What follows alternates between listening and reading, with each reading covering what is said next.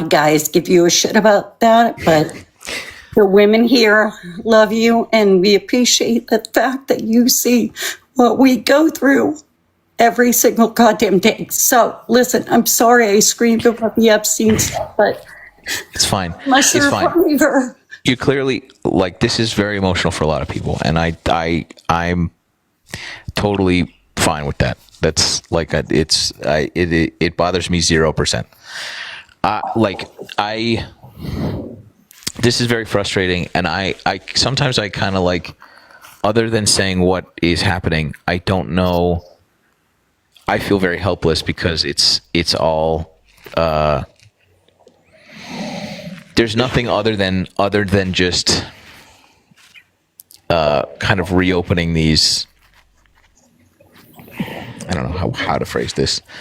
Other than the stuff that we saw yesterday, and the sort of like the hot mics today about like the saying things that we kind of had an inkling about, which is their intention to continue to cover this up, and then the 214 Republicans refusing to sign this, right?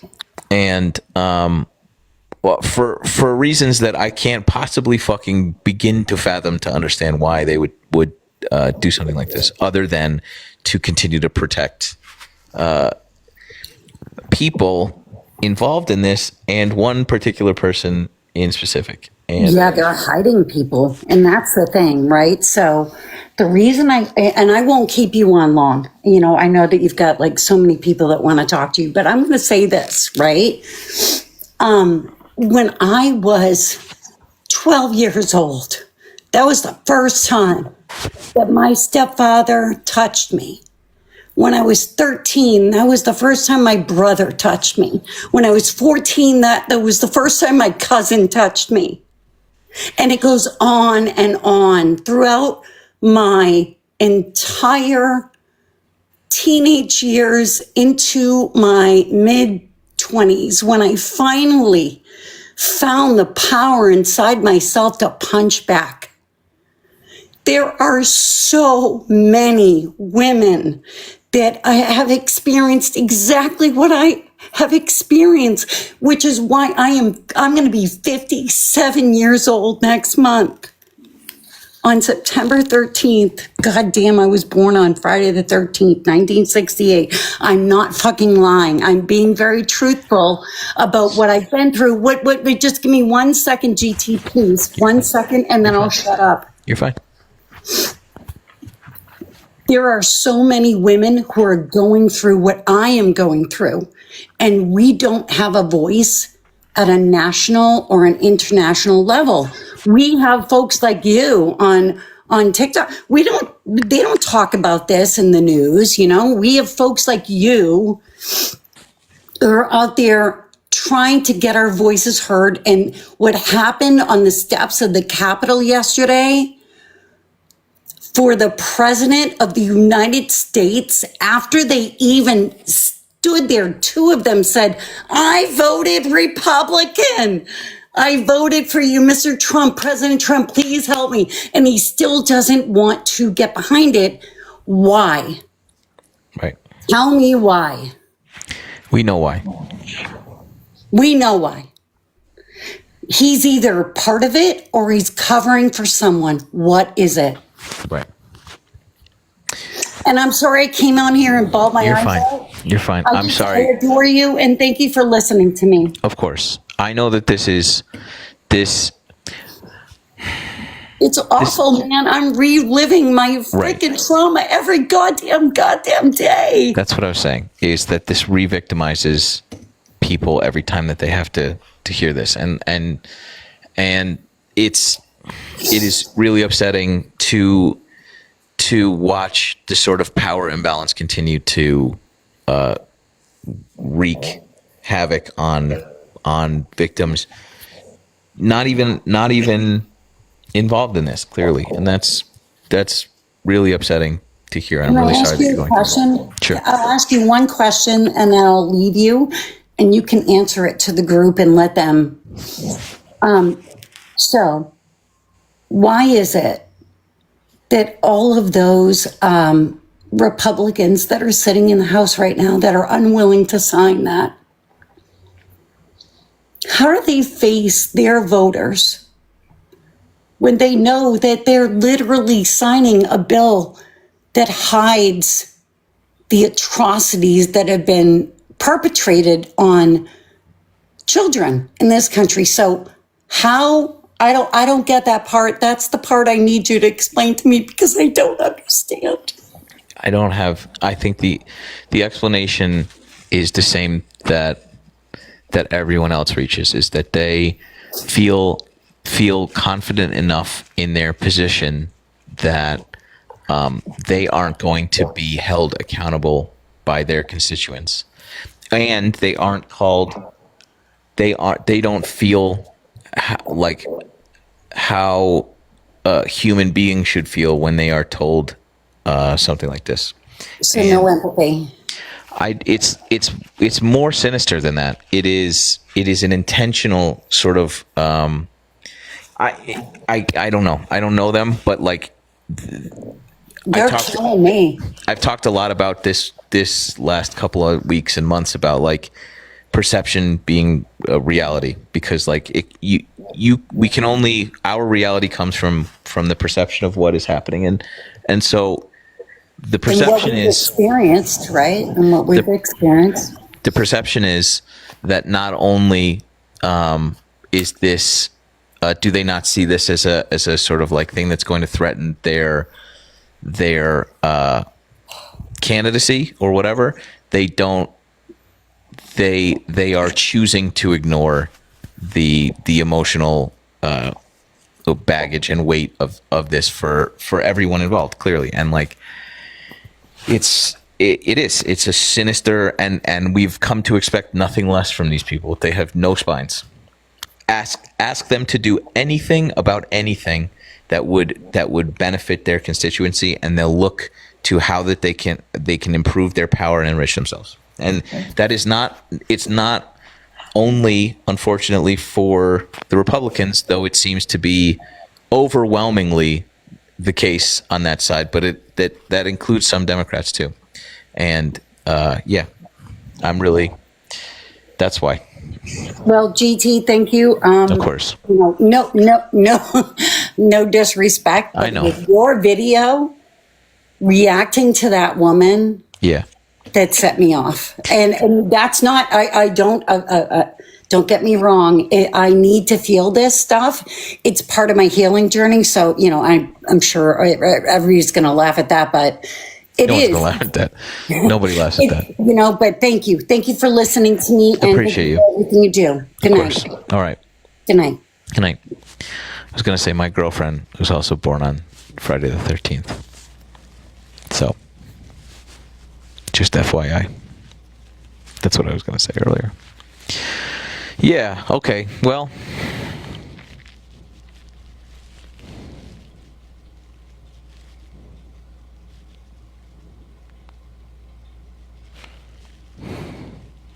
we need a fucking other safe word.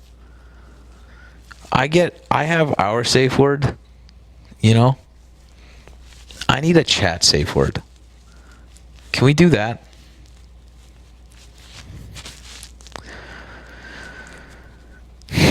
We need a chill out chat safe word.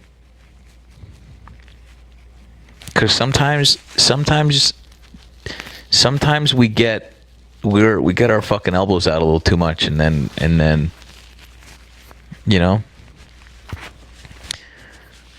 maybe a toaster. Maybe toaster.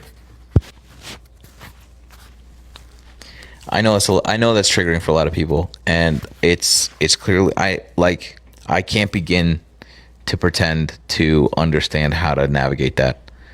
Like that's so far outside my depth of ability. And so yeah, I get that.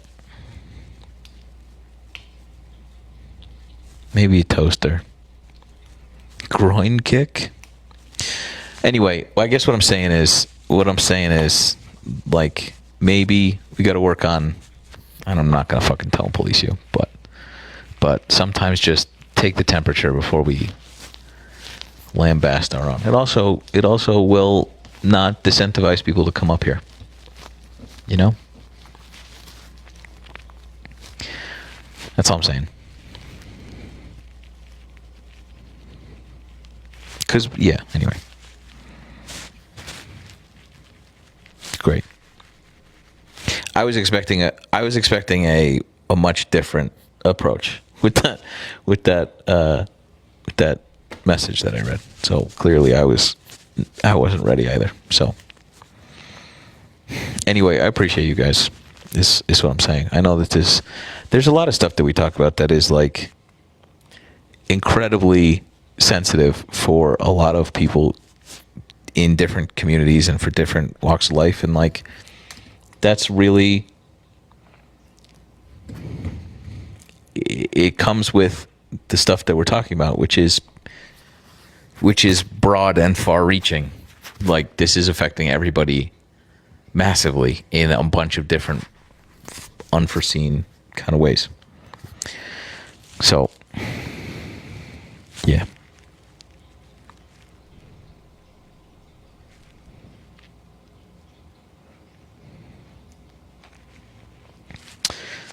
Temp check chat.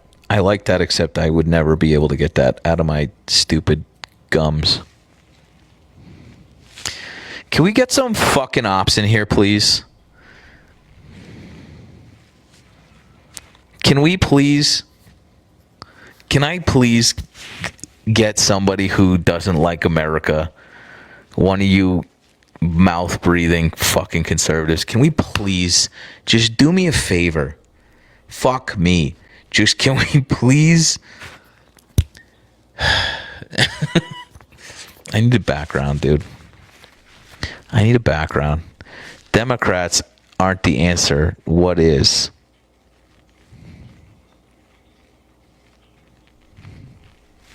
Is your fucking thing your photo a goddamn juggalo? Is that the Insane Clown Posse? Can you please come talk to me, dude? Can you please?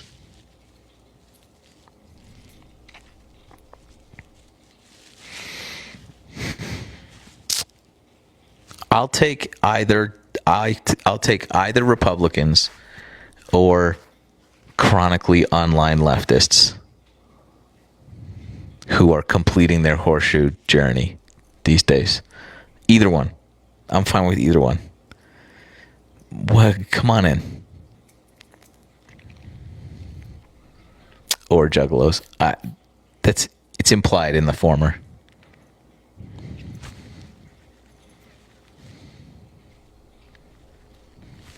Leftist here. I feel like I am too, though. You know? I'm also a fucking chronically online leftist. I know that triggers a lot of you by me saying that, but like, I don't know. I'm pretty far left of liberal on a lot of things. I guess not enough.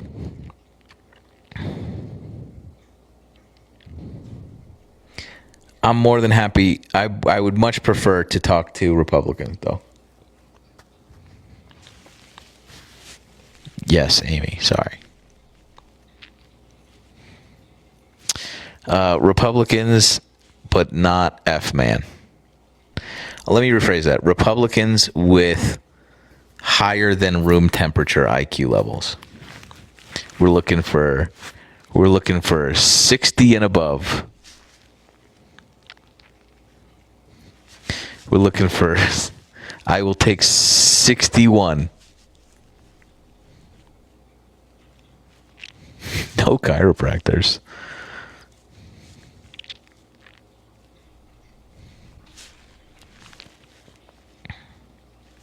You better not be dueling a Jubilee yet.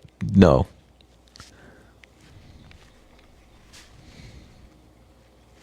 You're all set. You're all set. Jed, I mute you because you're just a little crybaby and you won't come talk to me. and like the federal marshals don't do that, then we have a problem. And so like every time he does this, it shows how fragile and ultimately made up all the rules are, and how he can just kind of break them. So like, yeah, I think. Did you hear about this thing where he's like, I think we don't let trans people get guns anymore?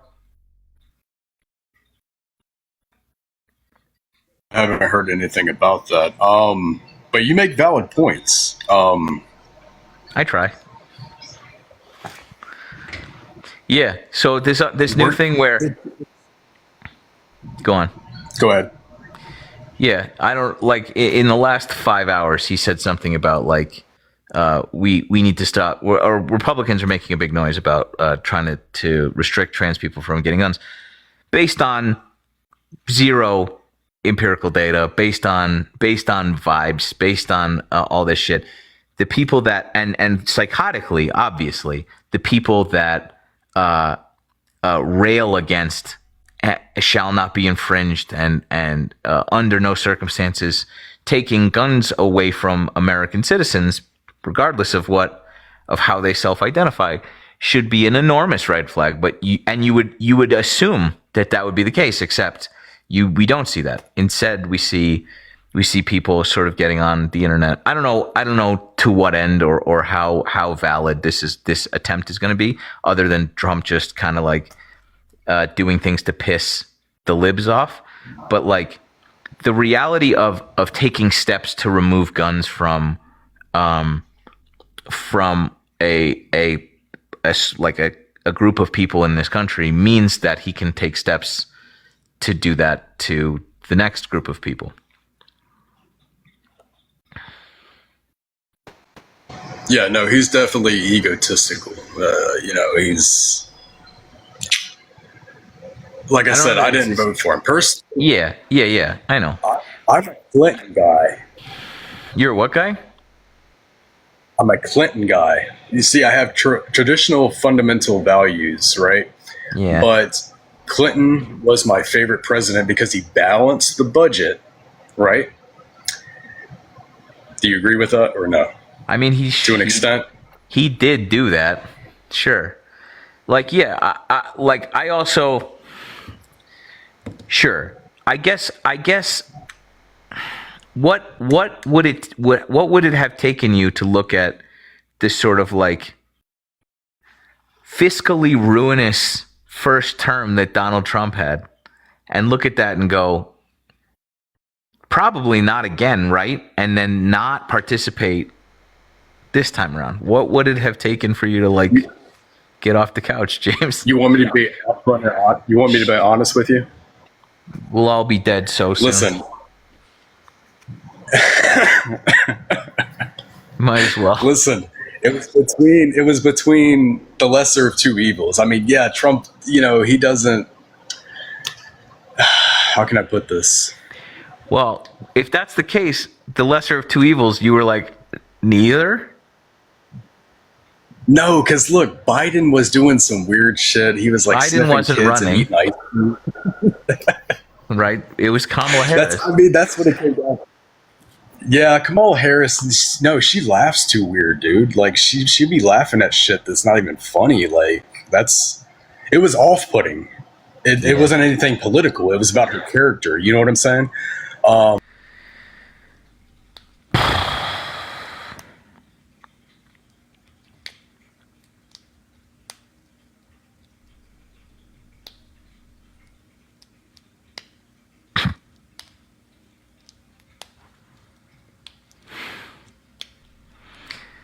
I'm trying not to have a fucking panic attack right now. Yeah, somebody said in the comments she laughs weird. It was her laugh. And I was like, can you imagine? In my head, I was like, can you imagine? And then he fucking, he said that.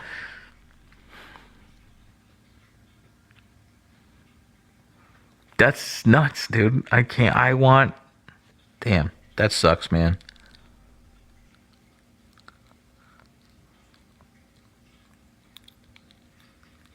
Her character? you're looking at both of these people and her character up against Donald Trump. Didn't that didn't measure up to you? What do you mean?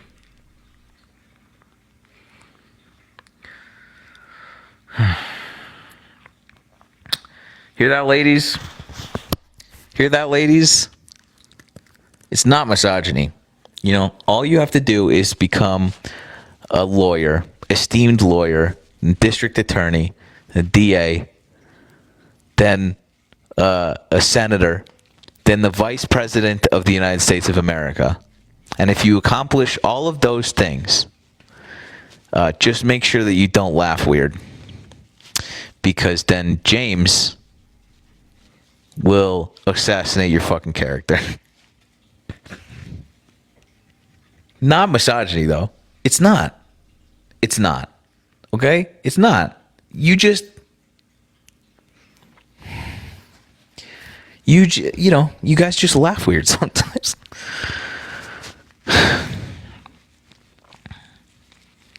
She laughed weird, and now they're kidnapping people off the street. So, yeah, it's all the same. Her character, though. I don't want to make this about leftists, but I just... I found out about myself that I kind of super don't like is that I'm the things that I'm willing to ignore to try and stave off a sort of like much scarier thing that we find ourselves in now. During that time, during the lead up, during the even now, I find myself giving advice to people that I would feel weird were people giving me the same advice. And that I say that to say that, like, if Kamala Harris were running against Chris Christie or Romney or fucking Rubio or even JD, right? I wouldn't find myself like making excuses for or like downplaying a sort of like Democratic or the party, my party potentially sort of downplaying Joe Biden's mental state till we got to somewhere where it was undeniable, right? I see why people are doing that, because in the face of what we are experiencing now, in the throes of actual a walk towards fascism, right? I understand the sort of like necessity to do anything and everything to elect anyone but that fucking guy. And I wouldn't feel the same way if it were McCain. And I wouldn't feel the same way if it were Chris Christie. And I wouldn't feel the same way if it were just a Republican who wanted to remove your mom's rights. Right? I wouldn't feel the same way about this, you know? But I do, because we were at the precipice of something that is undeniably different than what America has ever faced, and we were right, because everything that he's doing are things that we said he was going to do. We were right to try and elect, to try and hold. How old are you? 40. Okay, so you're a lot older than me. You've experienced some Democrats that are like, Yeah. at least able to. I could never vote for Joe Biden. I wasn't old enough to vote the first time he was running, and then I couldn't vote for what happened. I mean, there was no. Right, but I mean, between the two things, now we have a sundowning vegetable who hates gay people, and we have a sundowning vegetable enriching himself off the backs of this administration, and we have a sundowning vegetable who is ripping apart causing constitutional crisis every fucking day. He just did a war crime 2 minutes ago in Venezuela. Like, it's 6 months in. I guess what I'm trying to say is, if you're trying to get young, but what I'm saying is, like, this is the reason why young men my age, I see so many kids my age, men specifically, are voting for Donald Trump. It's like, I don't know, the Democrats aren't offering anything specifically for like young white men at all.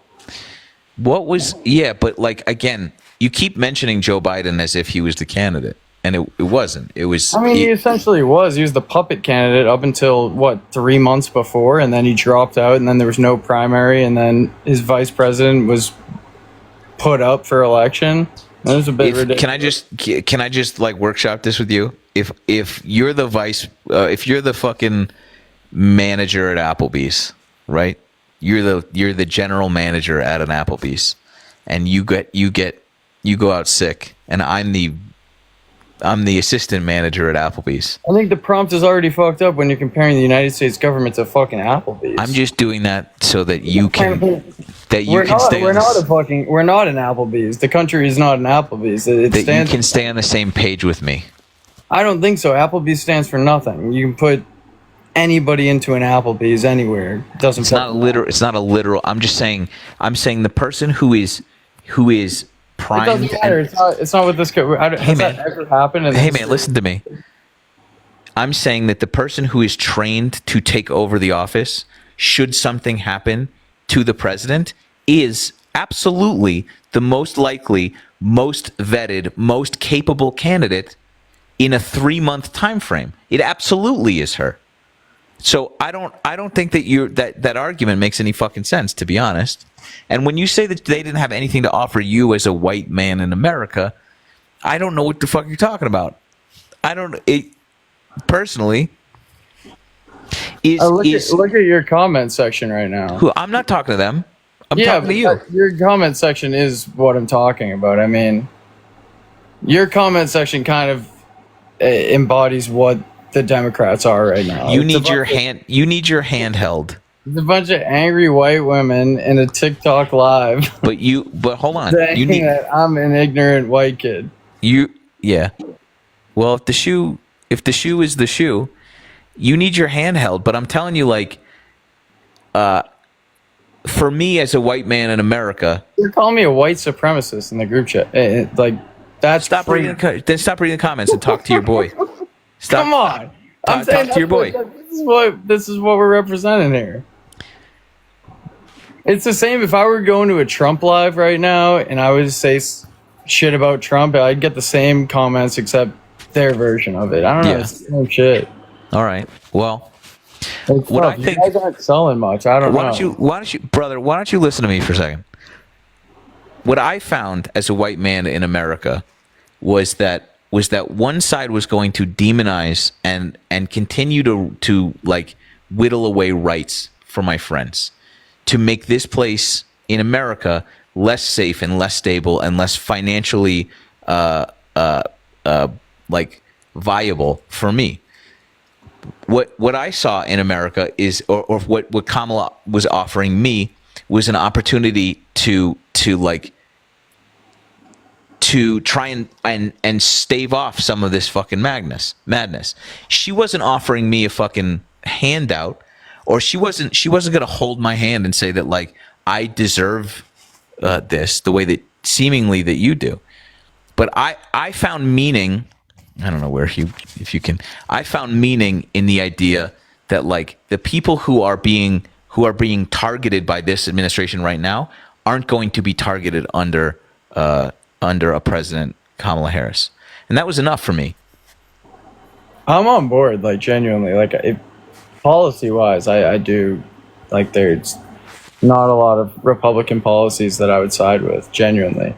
It's just hard for me to get behind a party that kind of, that does what they've done over the past year.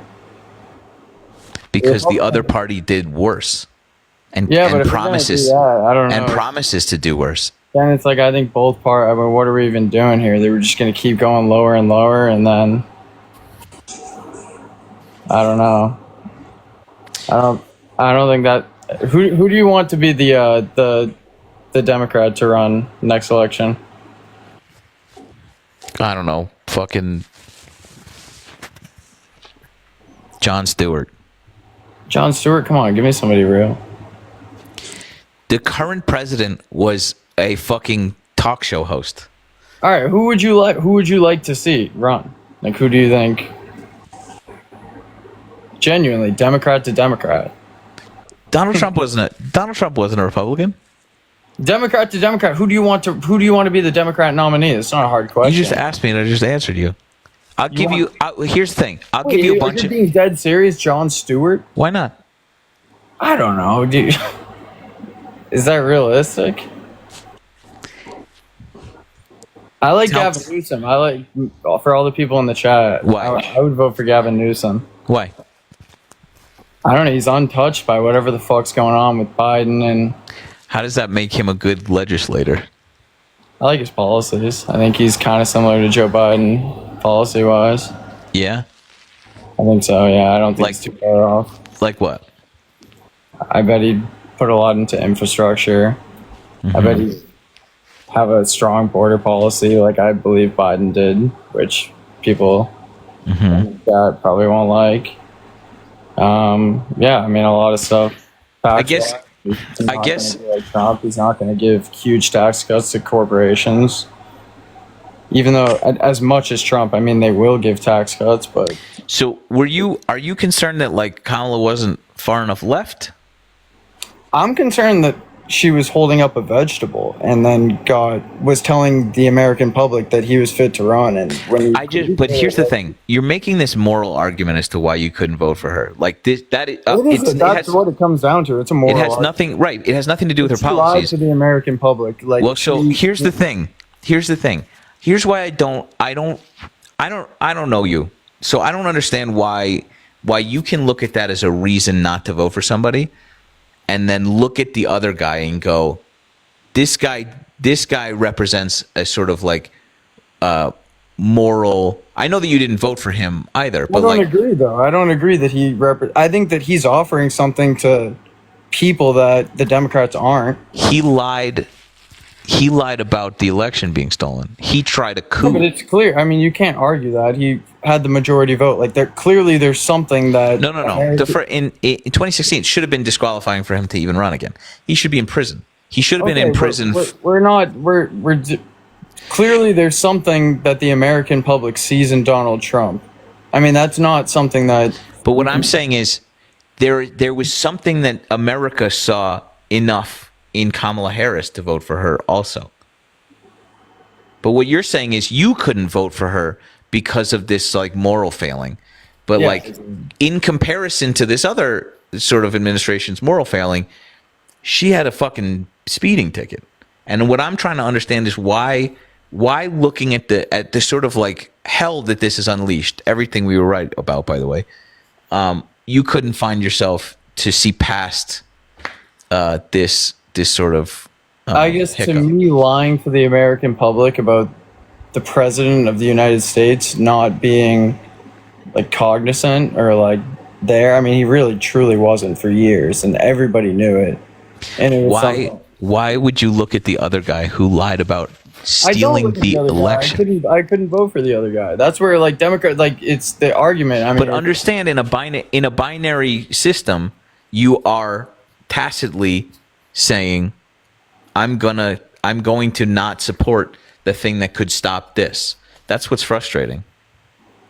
I guess, but it's like, what else would I have started if I had voted that in? You know what I mean? You're gonna do that. How else far are you gonna go? Orders, yeah, but orders, sure. Orders of magnitude less harm in every direction under I a don't Kamala. know, the order, like the magnitude of faking like the president of the United States as like an alive human being it's something that I feel like a lot of Democrats just overlook. Like it's just insane.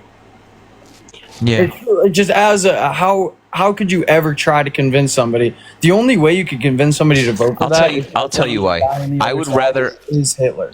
I would rather have had a fucking potato in a suit at the Resolute desk in Joe Biden than this, because that still represents less active harm to the country under any circumstance. I'm telling you this in my whole heart. I would rather have a shadow fucking government that leans left and is not actively whittling away the rights of people in this country than what we have now, which is a fucking. You said it wait, right hang there. on. Like, Wait, that's where which we- is a felonious, treasonous psychopath. It's where who we is- disagree, right? Like you say you'd rather a shadow government over a felonious, treasonous psychopath. I would rather, morally, I don't think I could vote for a shadow government or a felon, like treasonous psychopath. Yeah, but so like you can pat yourself on the back and watch the former wreak havoc on all your friends. I also live in Massachusetts, so I mean, Yeah, so like the sort of popular vote was a lot of you guys. I'm also from Boston. no way, really. Yeah. Where are you from? About can you say on here? Yeah, I lived in Roxbury for Really? I live in Brighton. nice. Where are you from originally? Yeah, I just doxed myself. I'm from Brighton. You're from Brighton? Yeah, Your parents live in Brighton? they used to. Oh, where do they live now? Wareham. Yeah, that's what parents do. They move away, man. Out of the city. It's too young. Eventually, you look around and you're too old to live there. I don't want to break this to you, but at some point that'll happen. No, it's happening soon. You're 22. You're fine. I left when I was 35. You're gonna do great. The point is that like this posturing might feel good or like a reasonable like moral decision that you've made, and I'm telling you that's not how a lot of that is very easy. I think for somebody like you and I to possibly take that stance. Like none of this shit is happening to us. It's happening to your mother and your sister and your girlfriend and your brown friends. But it's not happening to us. So it's much easier for us to sit back and go, I made the good decision. And crucially what you're talking about is something that wasn't even on the table. Like it wasn't propping Joe Biden up. I would relent that would be a fucking difficult a moral quandary, but that wasn't what was happening. We had the assistant manager of Applebee's running with a very capable vice president, by the way, and instead of like getting on board, now we have this, and so like, yeah, I don't know, it's tough.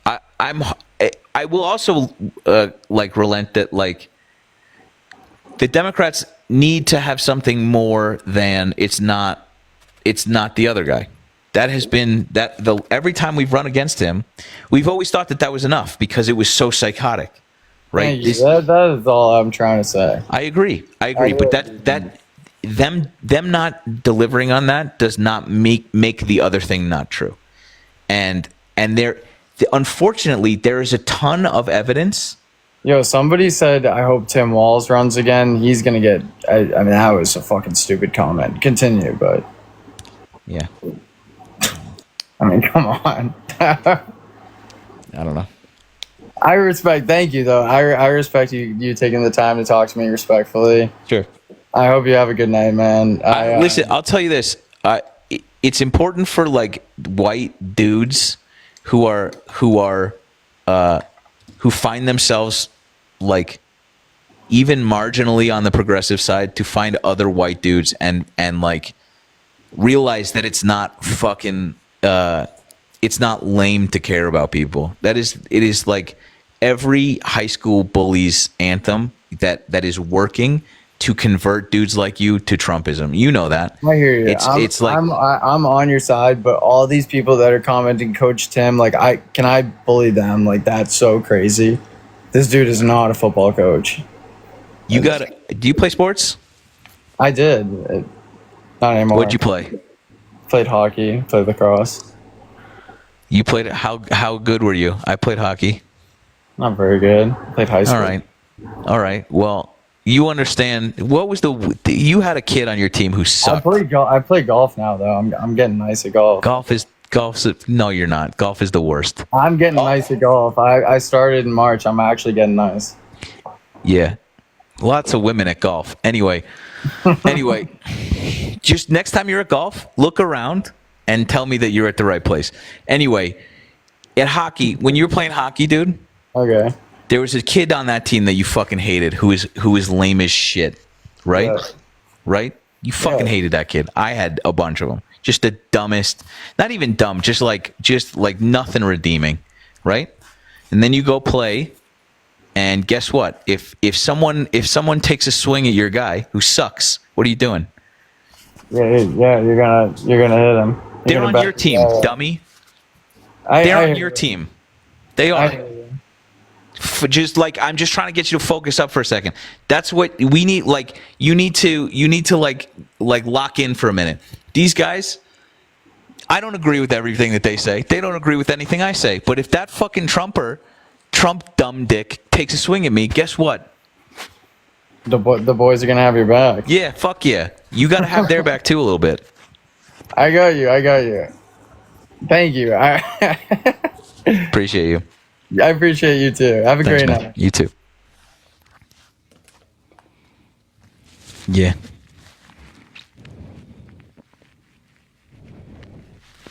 Fucking figure it out, dude. Not him. Well, also him, but also you dudes in here who just can't seem to figure it out.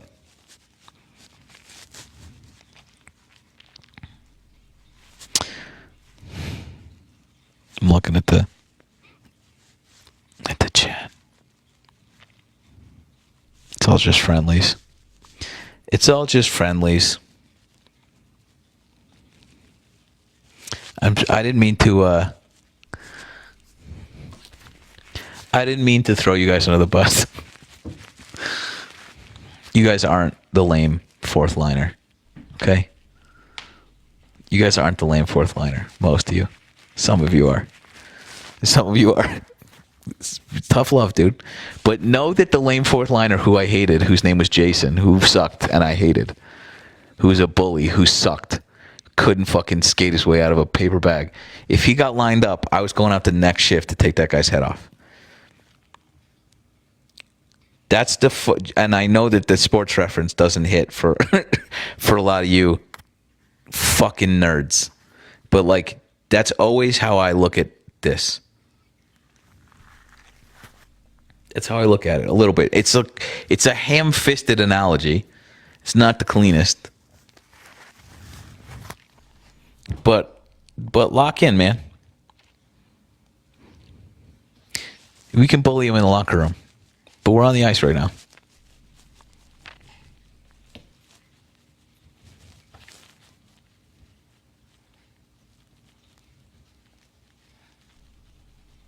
You apply this to being woke? Fair. What I didn't get to finish saying was the thing that yeah. I don't know. Maybe this is just me dumping my purse out in front of everybody, but and further cementing a lot of the sort of negative opinions people have about me and my approach to politics. But like, the Democrats don't offer anything of substance.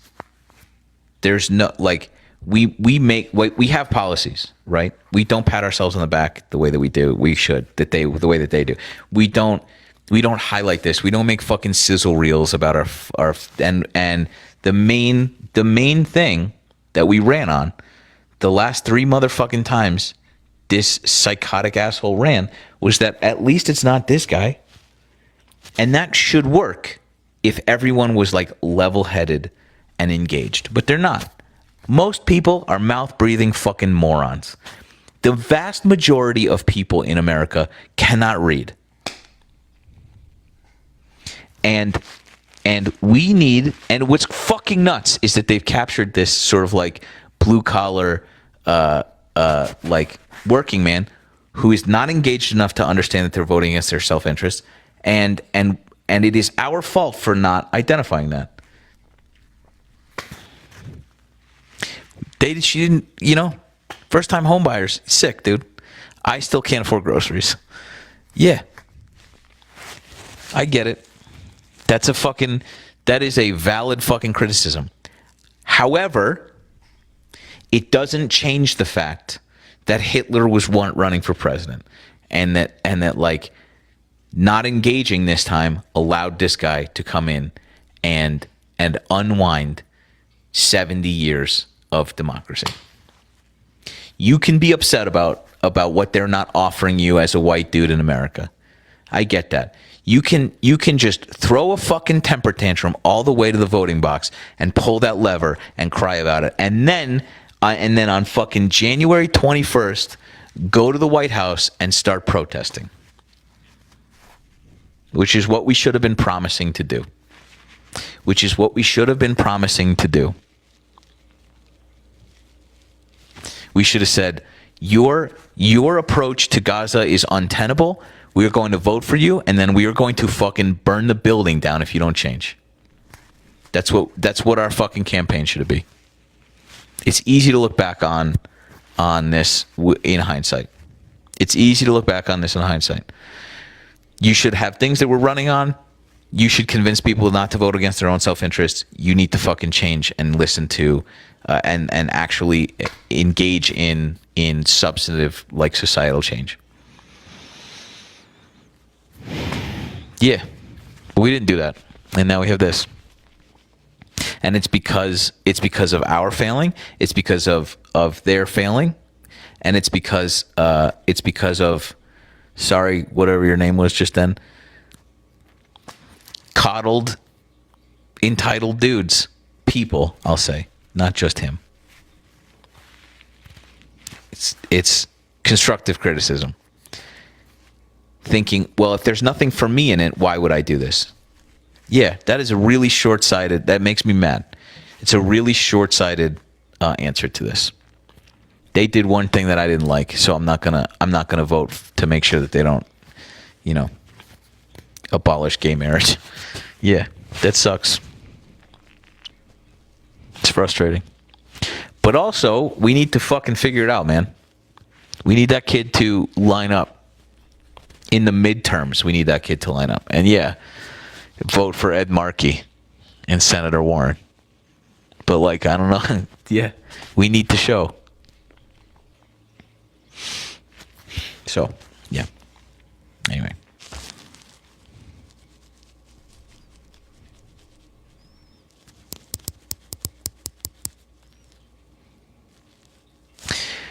Any more dudes any more women that disagree with me? Oh, thank you, Pashmi.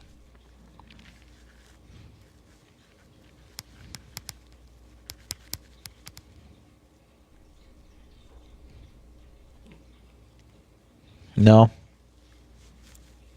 Ops. That's what the kids say. What you want to talk about? Ow.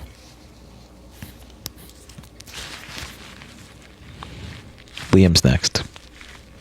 He's after Torta.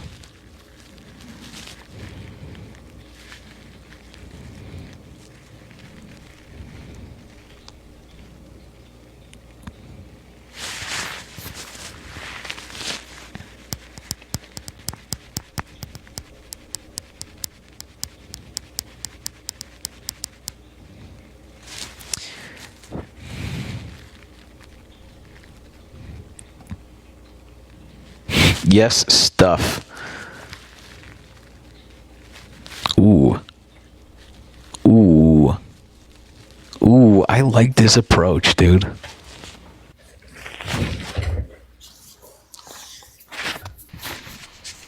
Hello? Hi. Hi, GT. Well, suppose not even just over the last week, over the last few weeks. I've been really, oh no, I have an echo, don't I? No. Nope. Okay. I guess I've really just been thinking about how the inability to see things that are happening to people. Like, obviously we don't want children's bodies on the news, or, the details of SA victims just being broadcast. But when you've experienced these things, personally, I've had I'm starting to get emotional. I've had 5 people in my family either dead or maimed, sorry, unalived or maimed or blinded by pew-pew violence. I'm also an SA survivor. And I think that there's got to be a way to show people the things that I think are just going in one ear and out the other. I had a friend who was like, she's still very much a Trump supporter. But over the years, I have seen some tendencies go away. She's used words that are very, offensive. And over the years, just by being in this person's life and showing them this is something that you're not seeing, there was a change, and it's gradual, and this person is definitely not the same person that they used to be. And I'm just trying to figure out how we can push this to a bigger level, like on the macro scale. How do we get people to just visualize the things that they are dismissing by, like, these women, these Epstein victims? You see like the chats and the trolls online that say, oh, they're lying, or they're making it up, or it's a hoax, or they were asking for it, like all these things. I don't think anybody really, unless you've experienced it yourself, like that poor woman that was, I didn't catch her name, but popped up at the beginning of the live today. Like, unless you've experienced it and visualized it and seen these things, some people just have the ability to naturally, have that empathy, and sometimes we have to teach it, and it's a very, very uncomfortable thing to do. But I don't know. I guess what I'm saying is that I can see how, even myself, I grew up in a very abusive, hyper conservative, hating people that are Muslim or gay, and around 18, 19, when I started to become exposed to the world, I was sickened ashamed. I remember being like in my mid-20s, finding people on Facebook that, hey, I haven't seen you in 5 years, but I said some really, really despicable, horrible shit because I didn't know any better. Yeah. And I'm just wondering how we can... There's got to be something that we can do, because the core problem with almost every issue is just a lack of empathy. It's a lack of being able to see the violence, the suffering, It is. It's literally, it's not being able to see other people's point of view or being worse, being able to see their point of view and still ignore it. And yeah, like this is the thing. Yeah, we keep running into this whole time, which is like, and there's plenty of examples of people. Is this not working? No, I can hear you. Okay. Of people like this. I made a video about the woman about celebrating alligator Alcatraz and then not having any FEMA money for the thing in Texas, and like it is such a like encapsulation of the entire fucking thing, which is it like we beg you to have foresight and empathy, and then it doesn't click till it happens to you. And like it is, I think that you're right that this has, and I know that this is the case because when they ask us to hear their side, I can, but it's bad. For sure, yeah. And like I don't empathize with you not wanting trans kids to like live as they live, because I don't empathize with whatever the fuck the downfall of society is going to be. And so like I know that I can empathize with people, and I know that it's possible, and I know that you're not doing it, and I have no fucking idea. Yeah, I don't know. I think there's been a couple of comments in here that said like meeting people where they're at and understanding that people can change, and like I hear that. It's also very difficult when time is of the essence, and like not only did we need them to change in 2024, we need it yesterday, and like we don't have time now to allow people the grace. And how do we do that? How do we move forward without this having landed? Well, it does. It takes time, and it takes. I'll tell you, like the moment that it happened, it was a cataclysmic shift in this person's like view of the world, and I saw it happen in an instant. I was in a situation. Somebody said something horrible that this person just grew up with. Like again, it like the hatred. It's teachable. Empathy is teachable too.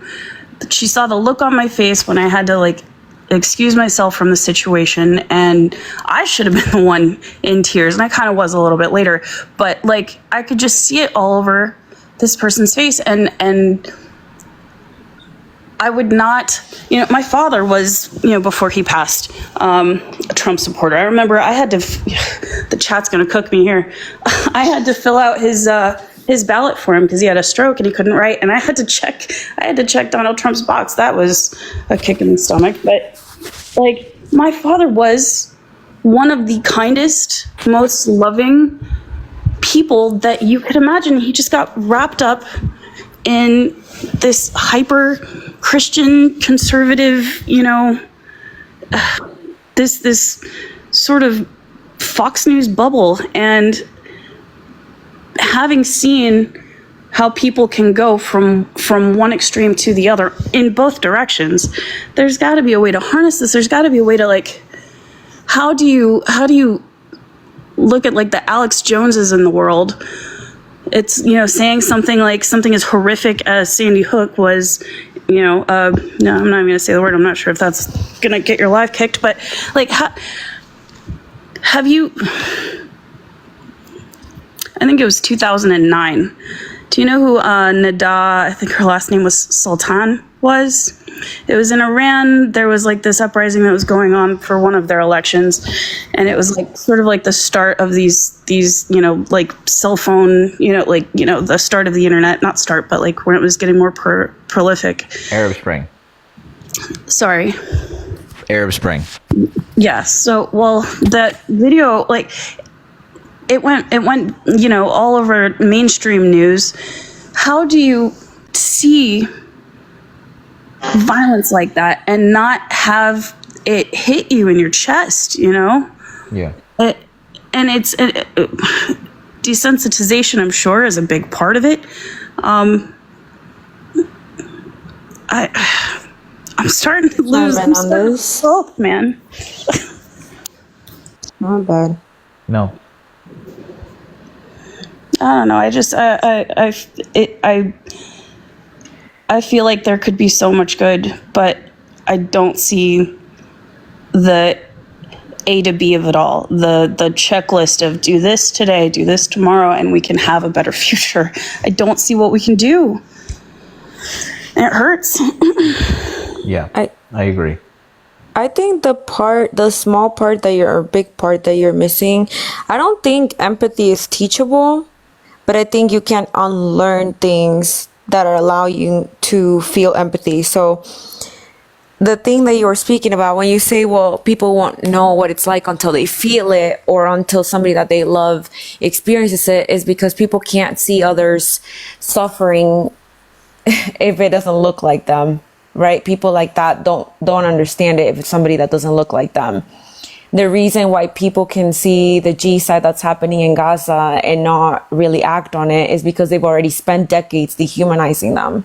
Yeah. They've already decided that because they are Muslim, because they are brown, because in their mind they are going to grow up to be teased, like Trump said at one point. They're the aggressor. They started it. They had this coming. Mm-hmm. They've already had all these excuses of why their lives are expendable. The reason why kids in America can be thrown in alligator Alcatraz and people can celebrate it and do onesies and sell them off on Etsy is because they already decided their lives are not equal to their lives. And it is literally all based on racism. The moment people deconstruct their racism and stop just feeling for the white tea lady that was running after their kid at the church pew-pewing, and start also feeling for the mothers that have to cross the jungle and cross the river and hop over a border to save their children. The moment we can feel for both is the moment that we can show empathy. And that's the part that I think is missing. Yeah. I do get your frustration. I don't know if it makes you feel any better that we're all. I've wrestled with this for what year is it? Fucking 10 years now. When this guy, like, this sort of like glorification of bullying, of like it a little bit of like the same kind of flavor of anti-intellectualism, which with this sort of like anti-empathy rise. It's this sort of the same song, which is like proudly desensitized to other people's suffering. And it is, I just don't fucking understand. I'll never understand that. And I share in your frustration, and I talk about that. We've talked about this endlessly, and I don't know what it is. And yeah, sorry. Just feel that pain is such a universal experience, and a lot of, what's happened on the right, a lot of it is, of course, I'm so sorry. How do I pronounce your name? Saji, can I go with Saji? Yes. I like, a lot of it is what you say. It is just ingrained bigotry and othering, but a lot of it is just they've hijacked suffering of, people who are. How many times do people pop up on your lives with an opinion and then realize they don't know the brick and mortar of the thing that they're talking about? It's Every day. You just had it just now. Yeah. Yeah. I mean, just it takes a split second in my mind to understand that what I'm seeing across the way, that's pain, and that hurts them, and I know what that is. It's a split second thing. It's not even a process in my mind. You fucking serious? Why are you crying about shit? Anyway. Bye, Trash Panda. As if to illustrate the point, I think that. Yes. These are the same people that will go in and apply for a job position and not get elected because they are not bilingual and the other candidate was, and claim reverse racism. I really think. And cry. Yeah. I really think there is. I would kill to be bilingual or multilingual. I wish I could, it would just open up the world to me. The way that we treat people who speak English as a second language, as if they're less than. How many languages do you speak, Cletus? 1? That person probably speaks 3. Bronco does not speak English. He speaks that language like a 4-year-old speaks. And crucially, I think there is, I don't know, this is ableist, so maybe I won't. But I feel like there is some ability that ties. I mean, that's not true. So I don't know. Who the fuck knows? I was going to say the correlation between intelligence and empathy, but I don't know that's scientifically backed. Maybe problematic of me to say something like that. Villainized education and information and intellectualism. The worst thing to some of these people on the right is, college educated leftists. You're getting brainwashed there. No, I'm learning. It's terrifying to them. Yeah. But like I said, if you saw everybody as because people will claim Thanks. and everybody's like, oh, quit pushing race. But people will say, I don't see color. But then again, why are you feeling for people that look like you, but not for anyone else? You know what I'm saying? People are still woman. I have, I'm half black, I'm half white. I think maybe that also informs a little bit of my outlook in the world. Yeah. What do you want to talk about, GT? You look stressed, man. Well, You're holding your chest. I think, yeah, I mean, like, this is a pretty enormous conversation, but this also ties into, like, the kid on here earlier, which was like, he was like, yeah, what's in it for me? And even though this person is theoretically on our side, it's affecting him in a way that, like, is negative for everyone else. How does this positively affect me? If not, I'm not interested. And that's the same song, different tune. Yeah, And that's hyper individualism. yeah. Yeah. So I'm gonna bring one more person up to talk about this who really wants to come in, and then we're gonna bag it.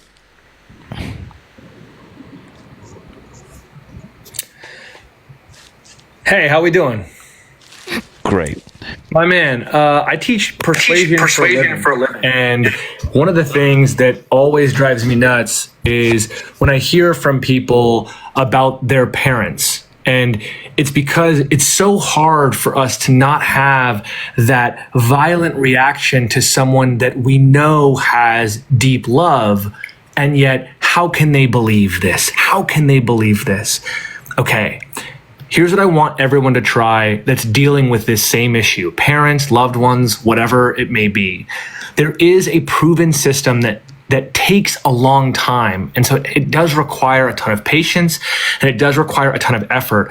But if you're interested in genuine persuasion and not just scoring points, you can walk people back from this. It just takes a long time. The first thing that you have to do is you have to, quote unquote, divide by 0. Here's what that means. You have to get them to share an assumption with you. You have to get them to base their same assumptions. You have to get on the same base as them, which is the idea that, like, okay, cool. We all want things to be better for the middle class. Something as simple as that. Don't we both want things to be better for everyone in this country? You get them to agree to that. Then you have to create intellectual discomfort for yourself and for them. You both have to become intellectually uncomfortable, which requires, very simply, a blank piece of paper and a pen. Hey, dad, mom, whatever, write down everything you know about this issue, whatever it is. You disagree on immigration? Don't we agree that we should have a strong country? Cool. Write down everything you know about immigration. And I'm going to write down on this blank piece of paper everything I know about immigration. What that does is it establishes ignorance. You must establish in them that they don't know that much. And the only way you can do that is by pen, paper, and letting them write down everything they know. Third, and this should come actually weirdly before step 2, you have to come up on agreeable experts, not pundits, not op-ed people, experts that you're going to look at together after you write things down. So once you've written things down, now you can go and use experts to make some sort of validation shift. And then fourth, okay, cool. Now you have to rediscuss what you thought and what you both learned. If you learn together, oh wow, I learned this thing that I didn't know about immigration, and you lead by example in persuasion, you open the other person up to persuasion, because instead if you push, I can't believe you think this, I can't believe you don't know this, you are never going to fucking get anywhere with them. And then the last thing, the last step is you have to invite them to reflect as well. So if you invite their reflection after you have reflected, you will have a chance at the very least at softening their position, if not full-blown persuasion. But if you come at them with facts and figures to start, they're just going to stop thinking. Because remember, Trumpism goes to their core beliefs. He has gotten into them the same way that a cult does. And if you tell someone they're in a cult, they're going to stay in the cult. You have to let them walk down the path and hold their hand while you are walking down the path. I will say, there's a couple of caveats I find in this, unfortunately, because we live in a post-truth world, and so to start with, I am pleasantly surprised at how this 5-step process weirdly mirrors what I try to do in here often. Yes. Which is just establish who knows what they're talking about. And then usually the failing is on step 2 or 3, which is, okay, let's say I do this all the time. Let's both look this up together right now. And we'll go and find something. And more often than not, it's something that I'm very confident in and that they don't know. And then when they're presented, this is where it falls apart for me. When they're presented with contrary evidence to what they I granted this is a completely different thing where it's very hostile and but when they're given evidence to the contrary, oftentimes the part that you hit on, which is that it's not just being right about this one topic, it is sort of a religious experience, meaning if they're wrong about this, if Trump is wrong about this, it means that I'm wrong about everything. And so that takes over to where they will protect this idea to the point of saying the thing that you gave me is wrong. Right.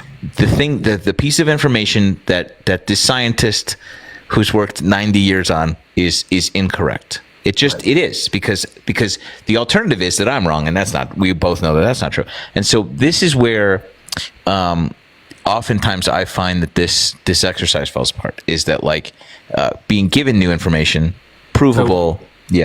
So one thing that I would encourage everybody to look up after they're done with this is there's a comic. There's 2 things. One, there's a comic from the Oatmeal, and it says, "You're not about to believe what I'm about to tell you." That's kind of how it starts. Yeah. And I think it does a wonderful job of walking people through the difference between a core belief and something that doesn't go to their core belief, right? And why it's so hard to persuade people about something that goes to their core belief. Trumpism in particular is a difficulty because it's not just a belief system, it's also a community. An identity. When you force someone to try and remove not just something that they believe, but their entire community, their hats that they wear, their t-shirts that they have to light on fire, there needs to be a significantly more amount of patience, and it needs to be in a safe place. These people are very fragile, and you're attacking the thing that has provided them community, and you're getting rid of their 100% entire definition of self. I say this all the time. Yeah, right. Absolutely. And so one of the things that I use when I'm talking to people that are in this state is, hey, just so you know, you can still be friends with those people. You're allowed to still be friends with those people and not believe the things that they want you to believe. You can change your mind without changing your friend group. You can allow them. And that has actually been incredibly helpful in walking them away from their belief system while allowing them to maintain their friendships. It's really interesting because that is a sort of talking point that they use all the time about just sort of being flabbergasted that friends were walking away from them based on who they voted for, and not understanding that I'm drawing a line because of who you're aligning with yourself with, what you're aligning with. And so turning that, basically flipping that around and saying you can be friends with your cult members effectively post truth, right, is possible. And that is something that they'll identify with because they don't want to leave their friends, and it's a really huge moment for them. And eventually, again, remember, you're walking them down a path. You can't take someone who's never run a mile and force them to run a 5-minute mile. They'll fucking die. Yeah. You have to slowly start walking them down this path. And, there's been studies where they've shown people are much more likely to be open to persuasion if you make them do a bunch of hard math problems versus if you make them do a bunch of easy math problems.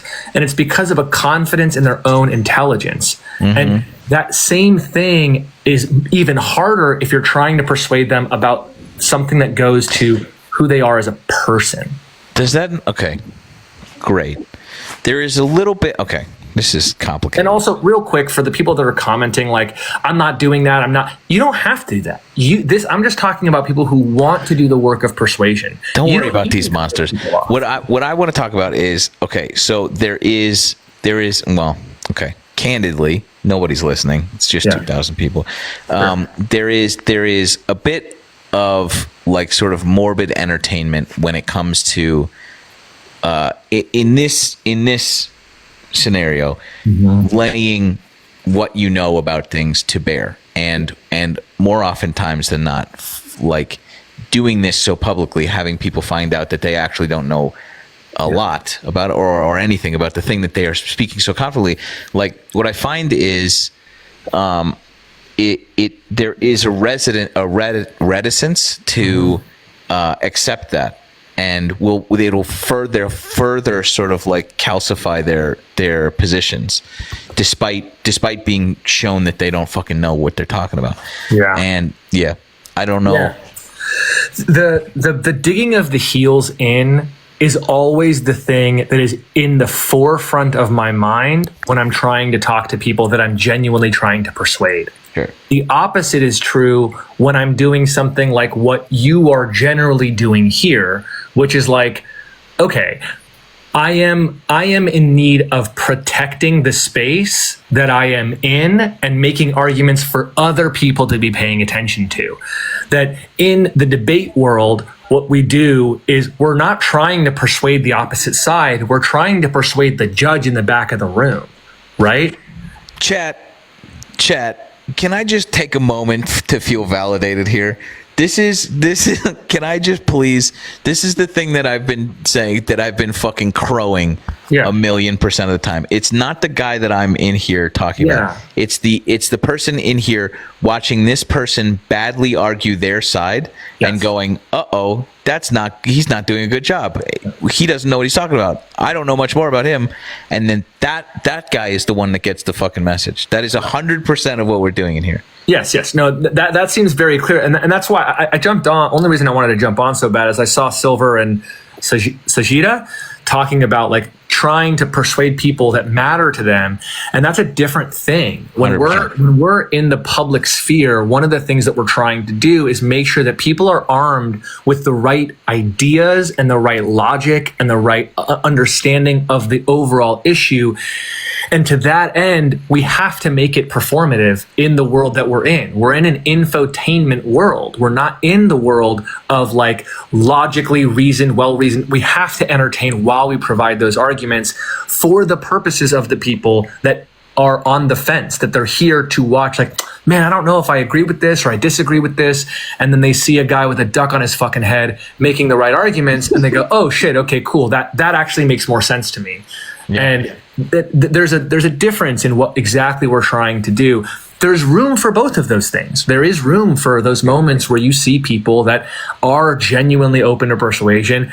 The leading question has to be in those moments. And I start my lectures like this. I'm a college professor, and sometimes I have students who have these discussions with me, and I always have to start with, are you open to persuasion on this issue? Because that forces them to really ask themselves to do the intrapersonal communication of, wait, am I open to persuasion on this? I think of myself as an open-minded person. And that's my second question. Yeah. Do you think of yourself as an open-minded person? Again, genuine persuasion takes a lot of patience and effort and time. Yeah. It takes a genuine amount of, like a tremendous amount of patience. And most people aren't capable of that, and that's okay. You don't have to be, but you can become that. I've used the example of Daryl Davis quite a bit, and I know that he's a very controversial person, very controversial figure. If you don't know who Daryl Davis is, he's a guy who a black guy who has friends in the KKK and uses his long-term relationships with them to persuade them away from the KKK. A lot of people have criticized him for his work, and a lot of he's done some weird shit, man. Like he's like provided them vans and stuff, and he's done some weird stuff. But he's doing who amongst us hasn't done weird shit? But I haven't provided vans to KKK, so I think it's a little wild. Yeah, it's wild. I mean, look, at the end of the day, though, he gets results, but he understands the genuine difficulty in persuasion lies in having to listen to people say inane, innocuous, and really dumb shit. he's bad. He posted Trump or whatever. I get it. But this is exactly that. Harm reduction is king. And in order to reduce the amount of harm, if you want to be, and by the way, just so we're super clear, we need both people. There's a wonderful book, Originals by Adam Grant, where he talks about how you need the radical in order for the moderate to do the work. That you need the threat of somebody to be like, no, screw you, I'm never talking to you again, in order for the person to come in after that and be like, all right, let me explain to you what just went down. Let me explain to you why. So both of those people have their roles. If you are in both of those roles, Originals by Adam Grant, a wonderful, wonderful read. In the cart. And I think like, if you recognize that you have the patience to be the person who can walk people down the path, you do have a responsibility, because there are a lot of people who, because of their trauma, because of what's happened to them, because of the experiences they've had in their lives, they have to be the radical. They have to be the person that cuts people off. Yeah. So regardless of whether and which side you're on, where you're at on the spectrum, if you think you have inside of you that capability of genuine persuasion and patience and holding people's hand down the path, we need you right now. Now is your time to fucking shine, baby. Yeah. We need you to walk these people back and walk them slowly. I have friends that are Trump supporters, and look, man, it's hard because I know the right arguments. I am incredibly left, and I will make fun of myself often in front of them so that they will continue to come to me with their issues. And I've persuaded a fuckload of them to get away from this guy. And some of them, I haven't persuaded to be liberal, but I've at least persuaded them to be never Trump Republicans. And that is harm reduction. And that's enough. 100%. Like 100%. Yeah, that is often an avenue that I try and explore also, which is like I don't need to convert you to a fucking Bernie Sanders supporter, but just the acknowledgement that this what you are looking at does not represent a Republican administration. It does in no way does in it. No way, shape, or form. Yeah, that's a much more achievable goal in some instances. And then you can work on like I'm not friends with these people, so I don't give a shit. But then for those of us who have people like this in our lives, then you can start to it's more digestible maybe from that point. It's such a huge part of the conversation that, of course we're on TikTok. We're on like one of those things where it's like, yeah, man, rage baiting is like such an important part of the things that we have to do in order to get to where we are. Yeah. But and like both sides need that. That's just part of the meta now. But that's why when you have people that I can do the persuasion, you have a responsibility to do the persuasion actually. Right. Go do it.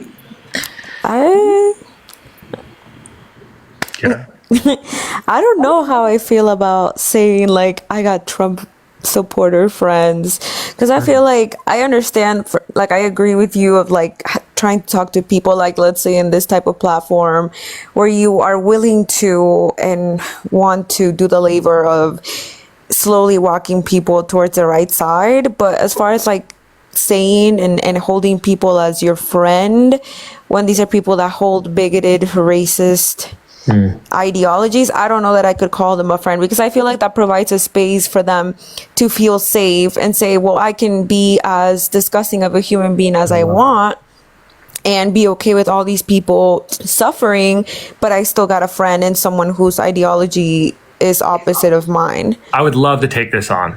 Okay, I had a question for you as well before.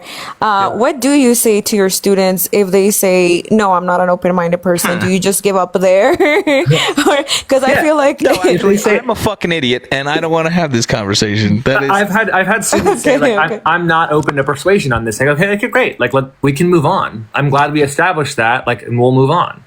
And that's happened. It's pretty rare, especially when you're in front of a class. But if they're open to persuasion on that, my next thing is like, you have to come to office hours and then we can talk about it. Because persuasion doesn't happen in front of a group either. It has to happen in private. To respond to your point about not wanting to be friends with these people, I think because I held such horrible, shitty, dumb beliefs when I was in high school and, when I was younger, and slowly but surely through speech and debate, through college, I started to learn how to think critically about the world around me. And it was through the patience of so many people that heard me say dumb things. And then, hey, they were patient with me and they walked me down the path. That's why I think I have a responsibility to do that same thing with others. And I understand why some people don't have to do that, but we're not born perfectly liberal. We are victims of a society that made us into these racist, homophobic, bigoted, transphobic people. It's society that is the ill, and they are sick. And in the same way that doctors seek to make people better, I think professors and educators have a responsibility, persuaders have a responsibility to have people think critically. And that does take a lot of patience. And in order to really persuade, friendship is something that you have to have a lot of the time in order to persuade people. And so I certainly respect the idea of no, I'm not going to be friends with those people. You don't have to be. You certainly don't. I'm not going to call those people that I love. You don't have to. You certainly don't. But at the same time, those people that can, because there are people like you that can't, those people that can absolutely must. I hope that makes more sense. I view them as victims. They are victims in a lot of ways. And, truth and reconciliation, right? I come back to that a lot. We have to give them an opportunity to speak their truth and reconcile how dumb they were without frying them forever. Because if I was fried for the things that I believed when I was, in my 20s, which I believed a lot of dumb shit, I said really stupid shit in my 20s. And if I was fried for that, every single time, the option that you're left with is going further right. And we have to give a pathway back for people who believe stupid shit, who believe awful things, because it's propaganda and it's persuasive and it gets into your fucking brain. Those fingertips just go all the way down. Those tentacles spread, and socially it becomes your whole entire identity.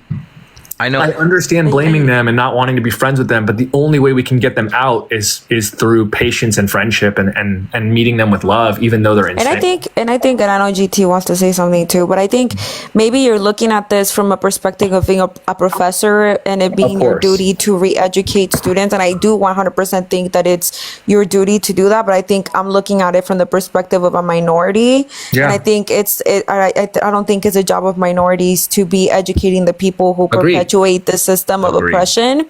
Yeah. And also when we're hearing people talk and they're in their 30s or 40s, I wouldn't call them victims. I mean, they have the same access to the information that we all do.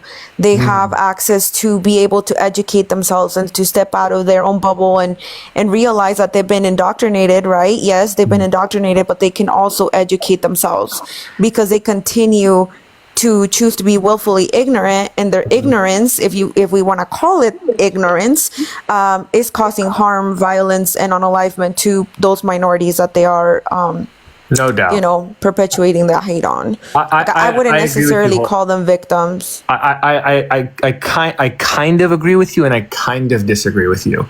And I agree that as a I'm Persian.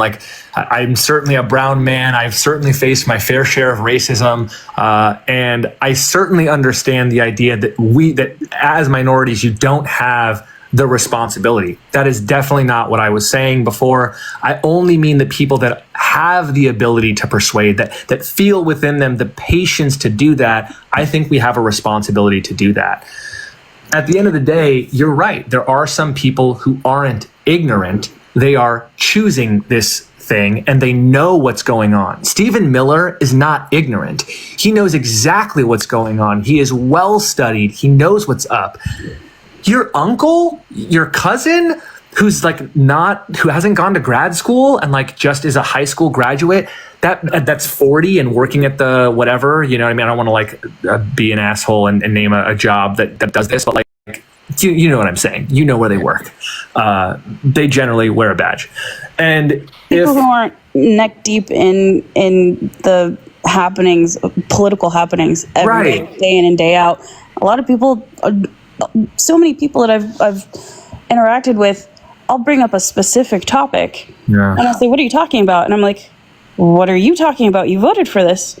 No, I didn't. I don't know what that is. A lot of it is ignorance. Now, let me be clear. There are people who are just, like you said, the Stephen Millers, fully hateful, vile, evil goals. Yeah, they know. They know better, and they're choosing that. That I have grown to love. Some of them family, some of them friends have grown to love far before I even knew who Donald Trump was. Some guy who walked through the Home Alone movies. This was before politics became what it is now.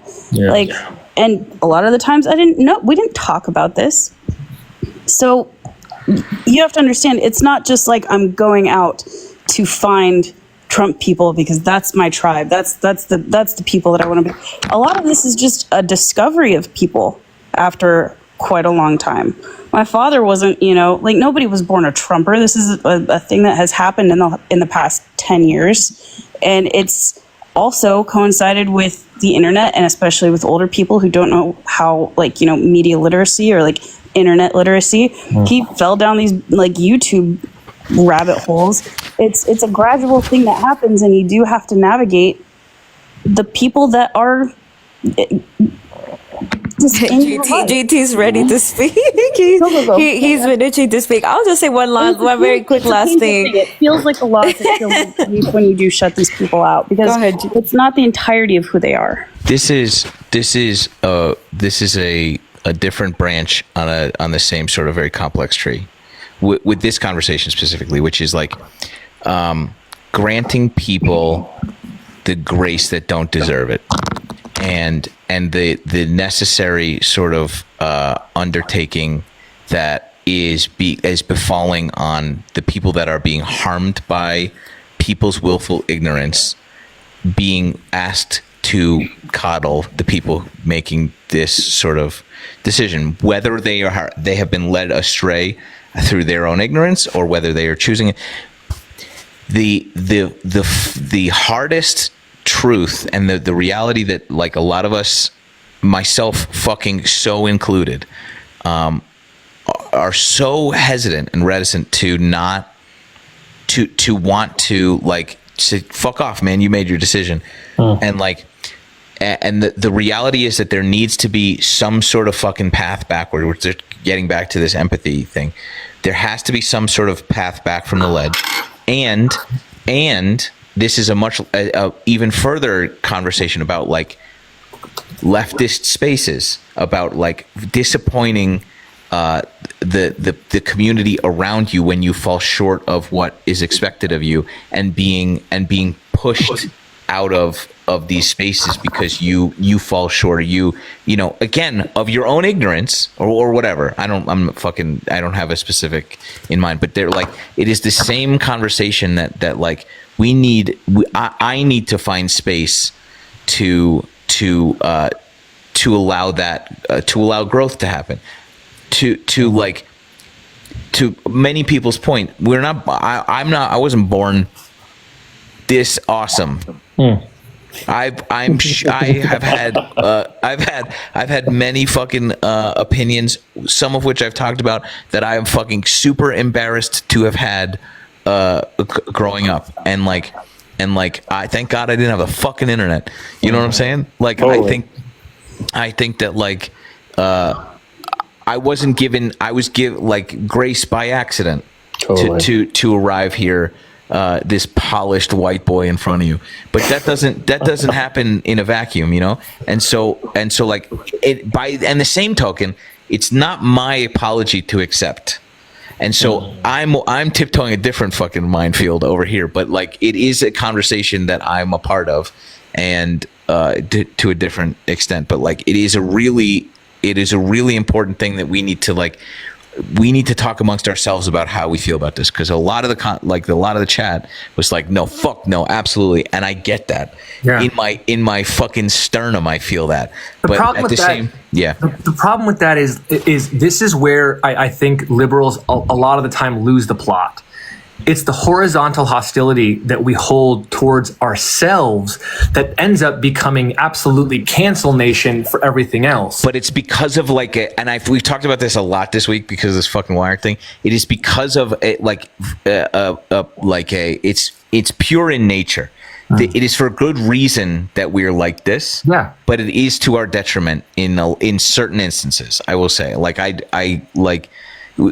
we have to acknowledge that, and I'm sorry to cut you off, but it's because we're all fucking principled people that this temperature rises to the point of cancel nation. But it's for a reason, for a good reason, and it's this two coin thing. Or two sides thing. I just don't know. Believe me, I get it. Trust me, there is nothing. I get that same knee jerk. Fuck this person. How can you be so cruel? How can you just dehumanize people that have never done anything to you? I get it. I do. I get that same rage in my chest. I rant and rave. I guess what I'm trying to say is there's 45% of the population of this country driving us into whatever our future is going to be, and there just has to be a way to fix this. We're clearly 2 times we've lost. And I think the difference in perspectives, and I'm gonna keep sounding like a broken record here again, it's because for minorities, right? And I'll say, for example, for the Black and brown community, there's no gray area, right? When they say ignorance of the law doesn't mean that you won't get the consequences of the law. If you didn't know that road was 30 and not 40, if you get stopped, it doesn't matter what the hell. It doesn't matter if you say, oh, well, I didn't see it or I didn't know. The consequences are the consequences, and for minorities, the consequences tend to be more drastic. There's no free pass. There's no this is a warning. A lot of the times, the consequences are deadly, and it's minorities we're just tired of having to explain over and over and over again to these hateful people why what they're doing is hurting us. At this point, you already know. And if you don't know, especially when we sit with these MAGAs day after day after day, when they are capable of seeing the same news that we're seeing, when you're seeing children being thrown in the back of a car, handcuffed, when you're seeing a Black person have their windshield broken and choked, when you're seeing these things daily, and then you come on a panel and you say, oh, well, racism is a thing of the past, or why are you guys such victims, or let's all kumbaya and work together through the process. No, I think it is the labor of white people and the labor of professors and people that are in that kind of field to merge that gap, but it's definitely not the labor of the people that are currently suffering under the administration to do that teaching. 100%. I absolutely agree with you. I do. I think I'm just grasping for some kind of hope for the future, I suppose. Please do not take this as me defending in any way. Any way. I hope that my sentiment was clear too. Was I'm more so pushing against the guy on top of me. Well, I get that he's trying to look at it, like I said, from a teacher perspective, you're gonna get all kinds of teachers, but the problem is, even with education, we're seeing it right now. I mean, I have a family member that had to quit her job because she was told she couldn't teach Black history anymore. Black history is American history. And you're telling us that we can't teach that anymore. And we've already seen the consequences of what not even teaching, even though it's quote unquote been on the books, it's not been even the real history, right? I understand the guy's a minority, but he says he's also a professor. So he's looking at it from a different lens than I am. Hear you still. Huh? I was literally in the comment. I was responding to a comment. Okay.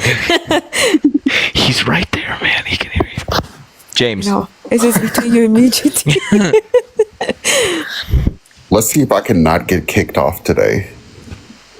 Have you ever been kicked off? You didn't kick me off. You remember I got a violation last time. Oh yeah. So I was listening to the conversation, and I don't know if you saw my comments or not, but I think calling them sick, or victims, or fragile is inappropriate language that sets aside the willful ignorance and harm that they perpetuate regularly.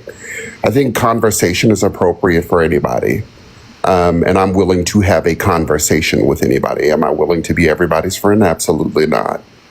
But I think what I take issue with in what I heard today, I heard the term sick used, I heard the term victim used, I heard the term fragile used, and none of those are appropriate terms to use to identify or describe the people that are perpetuating harm against people, that are comfortable setting aside the suffering of other people and then acting oblivious to it as if it is not on every news show, and regularly on Fox News, the celebration of the deportation of people, the deportation of people like a 4-year-old with brain cancer.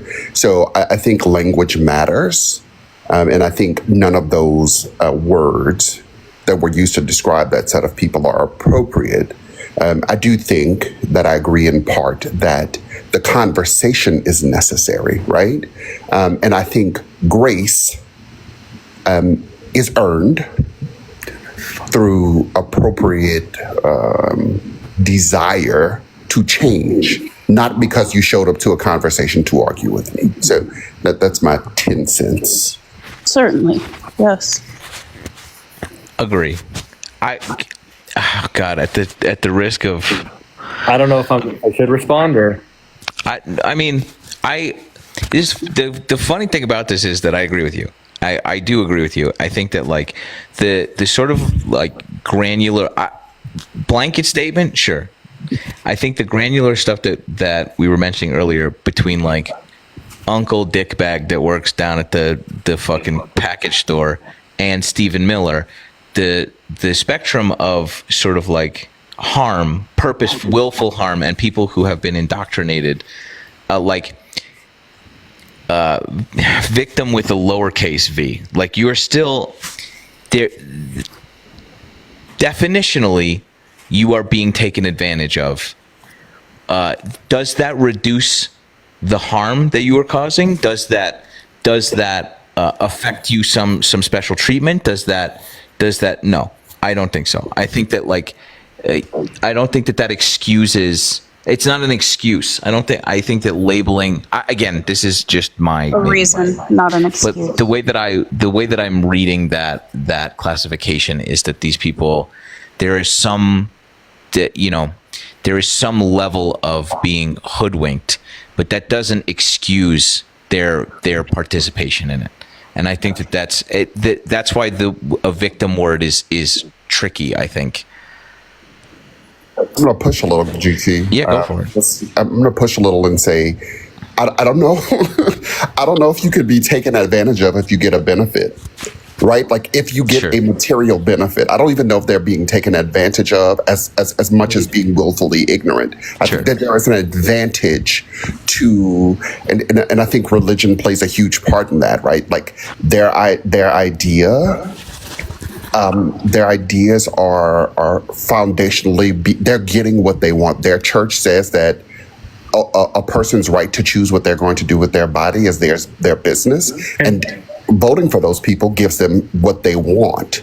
And so I don't know that they're even being bamboozled, hoodwinked, or led astray. Hold on. I think they are getting, in part, what speaks to their material desires. So just my pushback. No, They are absolutely getting hoodwinked and bamboozled. How many videos do we have to see from GT where he says they're voting against their own interests?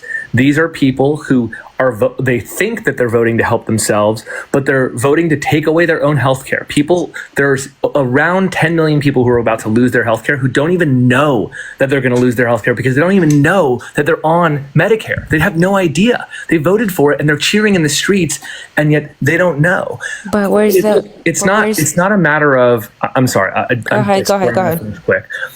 It's not. I don't think that I mean victim in maybe the traditional sense, but I do think that when a system is set up and these people are in the system and they see things that the system shows them, Yeah, I think that in some ways they have become a victim of that same system because they think that this system is helping them. They think that being racist might help them, and it obviously does not. Being racist hurts the very people that are racist. It is worse for them to be racist in their lives. They are missing out on all of the great things that diversity and like all of the culture, all of the benefits that all of these things can provide you. And so I certainly understand the idea of like, but look at all these opportunities they have to learn. A lot of these people don't have those opportunities to learn. A lot of those people need more opportunities, more education. I get it. There are people out there that are just obstinate. They refuse. They know what's going on and they're never going to change their mind. Okay, fine. But at the end of the day, if you don't believe in the ability to persuade even the worst among us, then I think that leads to a worse world overall. If you think we just need to let those people go, I think that's a scary road to go down, at least for me. And so for me, I'm always going to try and persuade. And I think it's important that there are people who are willing to cut people off so that people can go in and do the work of persuasion. You need both of those people. I think I'm going to push one more time. Yeah, I love it. I said at the top of what I said, the conversation is appropriate. I think the conversation is always appropriate. So I did say that. I think we might be saying in part some of the same things. I think willful ignorance is not an excuse for racism. Agreed. Much like when people come on a panel and say, I'm ADHD. That doesn't make you an idiot, dude. It is weirdly a cause, though, of their racism. Their fucking willful ignorance. Weirdly, but keep going. I'm so sorry. No, you're good. I think what we have to do is have the conversation. We have to be unwielding in our ability to say to them, what you're doing is unacceptable. Here's why. I'm happy to have the conversation with you. I'm not happy to be in community with you because being in community with you would encourage the continued harm being perpetuated against people that look like me as a Black gay man in this country. I think I don't share the sentiment that they don't know what's going on. And I think if my very brief source is W.B. Du Bois and him talking about the psychological wage of whiteness and people being conditioned to believe that they are better and are going to end up better no matter what, simply because they are white. He talked about it in Black Reconstruction in America, if you want the book reference. And he talks about this idea that they know that they are going to get less than their white peers, but they have made an assigned value to the idea, even if every tooth is falling out their mouth and their mom and dads or their uncles, their aunts and uncles, that they somehow are better than Black people. And so I say that not to be an offensive jerk, but rather to suggest that they've assigned value to racism and they are getting what they want from perpetuating the systems of racism. And I don't know that it's unfamiliar to them that they are engaging in downright hatred, bigotry, and racism. Yeah, I wanted to okay, so I think you well. kind of make my point there. Not for Can we just hear from Sadi? Yeah. Yes. I'm going to read this quote real quick, and I've actually heard it from James before. He said it before also. But it says, if you can convince the lowest white man that he's better than the best Black man, he won't notice you're picking his pocket. Hell, give him somebody to look down on, and he'll empty his pockets for you. So when these people voted to have Medicaid cut, they thought it was only going to affect Black and brown people. Now, what they came to find out, that was a part of the FO, was that it was also going to affect them, right? racism is expensive. When they said that they were going to cancel DEIA, they thought that was going to affect Black people and brown people because they thought we were the ones getting favors, quote unquote. But in reality, it was white tea women that were the biggest beneficiaries of DEIA. So it was against their ignorance, right? Their willful ignorance and their hatred and their racism that made them vote this way. And they are now seeing the consequences. So I'm still struggling to see them as a victim when I know that they voted in hatred. They just didn't realize that even during the H cost, it wasn't just about the Jays. It ended up being a lot of other groups of people who they deemed to be lesser than their particular perfect, quote unquote, Aryan race, right?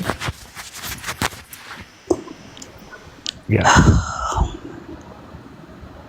I think, James, earlier, just to go back to something that you said, I think you said that religion does play a significant part of it. That was certainly a big part, at least in terms of my father. Now, my father was my Black parent.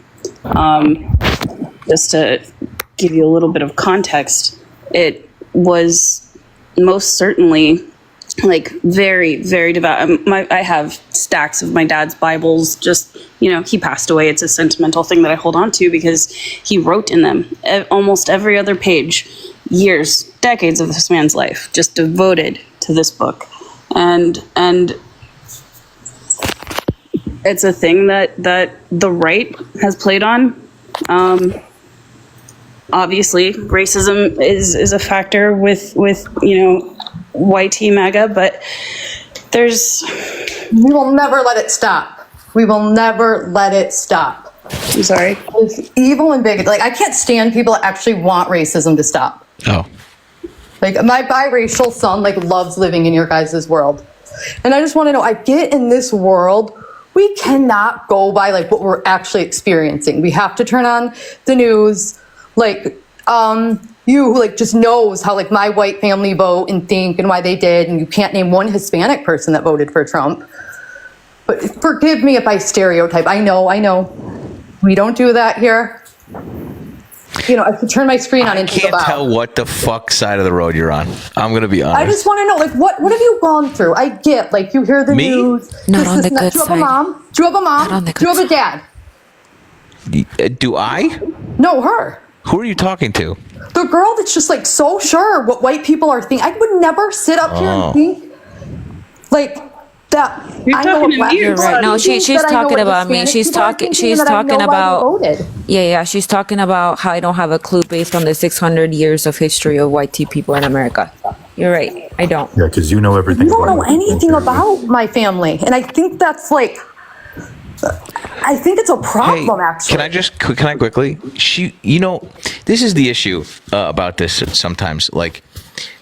She wasn't talking about your fucking family, right? But hearing this, but she can't be charged as. I could sit there and be like, I'm so fucking tired of Spanish supremacy. Hearing this triggered you to the point that I'm really not that triggered. I think people need help. I don't think there's enough people that come on here like this. I was triggered earlier. I mean, do you know what it's like to have a biracial child, little mama? Do you? Do you know how hard it is for him? Do you know what my son's experiencing because of this shit? You just said that you did not want racism to stop. Yeah, because I meant it. Let's nitpick and be you totally meant it. I know you're used to people patronizing you, but it's not going to happen here. But I'll try my best to not disrespect you. You are fully patronizing these people. Okay. What's the definition of patronizing? Let her show us how different she is from exactly what I said. It's okay. Go ahead. I don't know. Are you guys actors? Being the It's okay. Prove my I mean, point. there's this is the only group that still exists like this on here. Can I just quickly so what was triggering you earlier that you said? Almost everything she said, it just doesn't trigger me. I know how these people roll. Okay, I know. First of all, stop saying these people. It's fucking psychotic. These people on here, I do not want to live in that world. Don't say these people. She said these people. She said these people many times. I'm talking about people on the panel.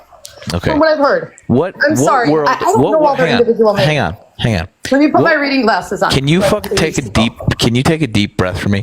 What world are you talking about that you don't want to live in anymore? People I don't want to live in a world. Can you shut the fuck up for a second, Racism makes a lot of money. Racism makes a lot of. I want to live in a world where my 14-year-old nephew, who has 2 fucking.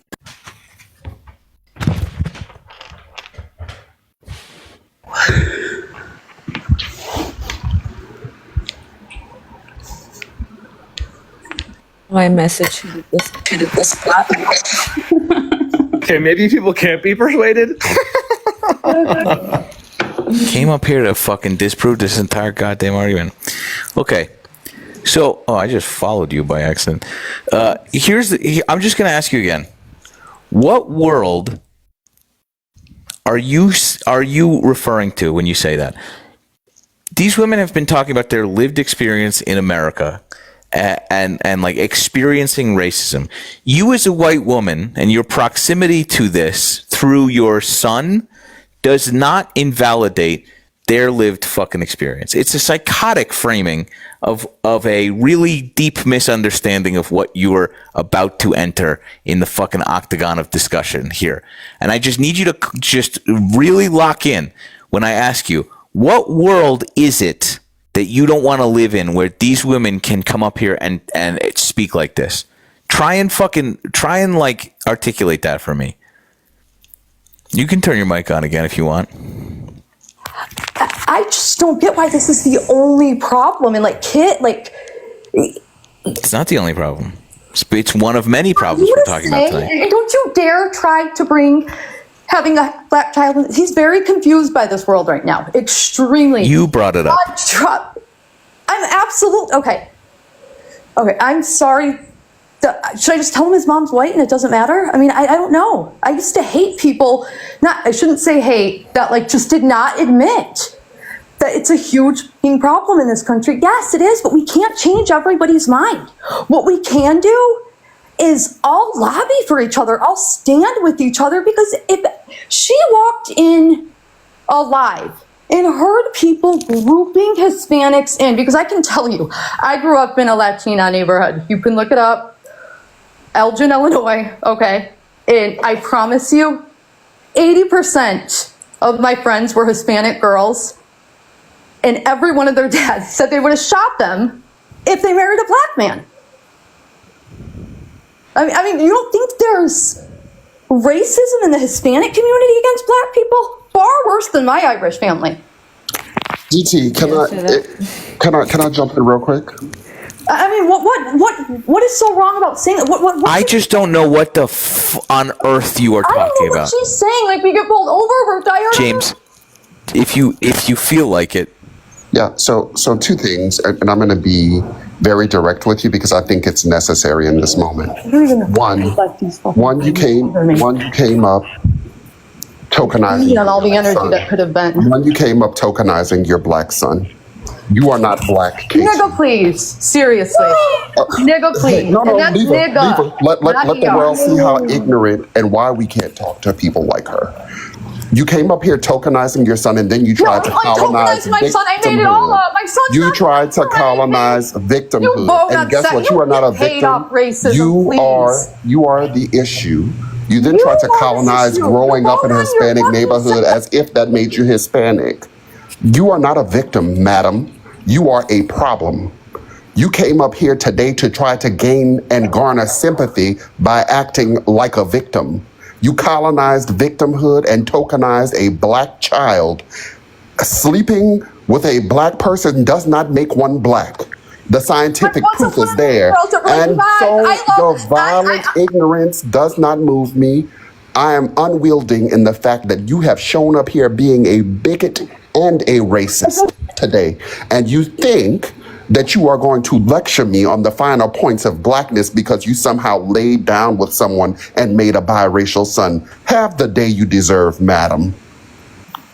What did I have her blocked. Apparently, I have her blocked already, so she must have talked to me before.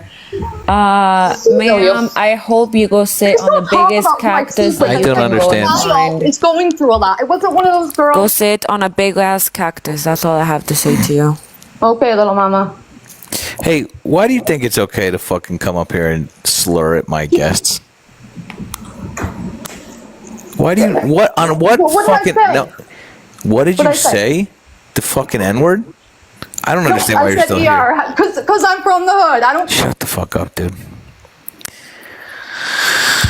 So yeah, we should. Who's yelling at me? We should have tried the 5-step program. Just that. Hang on. Let's go back. Do you think that would work? You think that would work? See, that's what we're talking about. I'm happy to answer that. I wanted to say just one quick thing.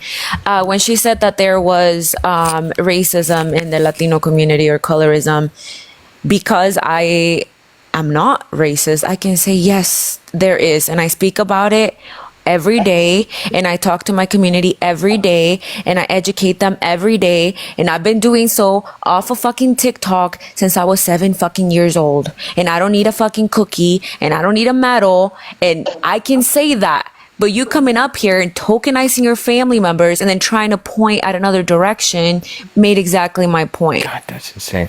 I was basically I think the argument was, again, James, I'm really sorry. That makes me. That you were like, keep her out. I was like, I'm about to blow a fucking O-ring.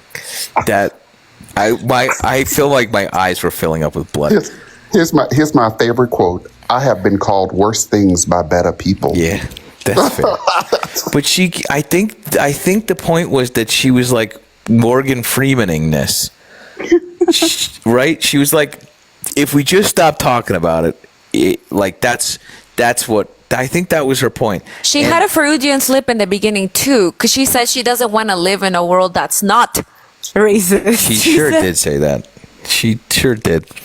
Anyway, that sucked, and I fucking hated it, and I'm sorry. Oh, look, guest warning violation. Cool. DJ G, I think you were on her side. Top box. Do you want to dip your toes into this? She was crashing out. I can't really. I can't defend that. You had offered a little bit defense, and then wisely, uncharacteristically shut up after that. No, when she started slurring and all that, I couldn't defend that. But okay. Saji, appreciate you wherever you're going. Okay, go on. Yeah, I wasn't here for the entire conversation, but from what I have heard, it just seems like Trump bad, white people bad, no other race can be racist. It's very so off-putting. That's all that you've heard? Well, yeah, I've only been here for like 10 minutes. Okay. So in that 10 minutes, that's what you heard. By the way, Shaheen, big fan. Joe fucked you over. You should have won.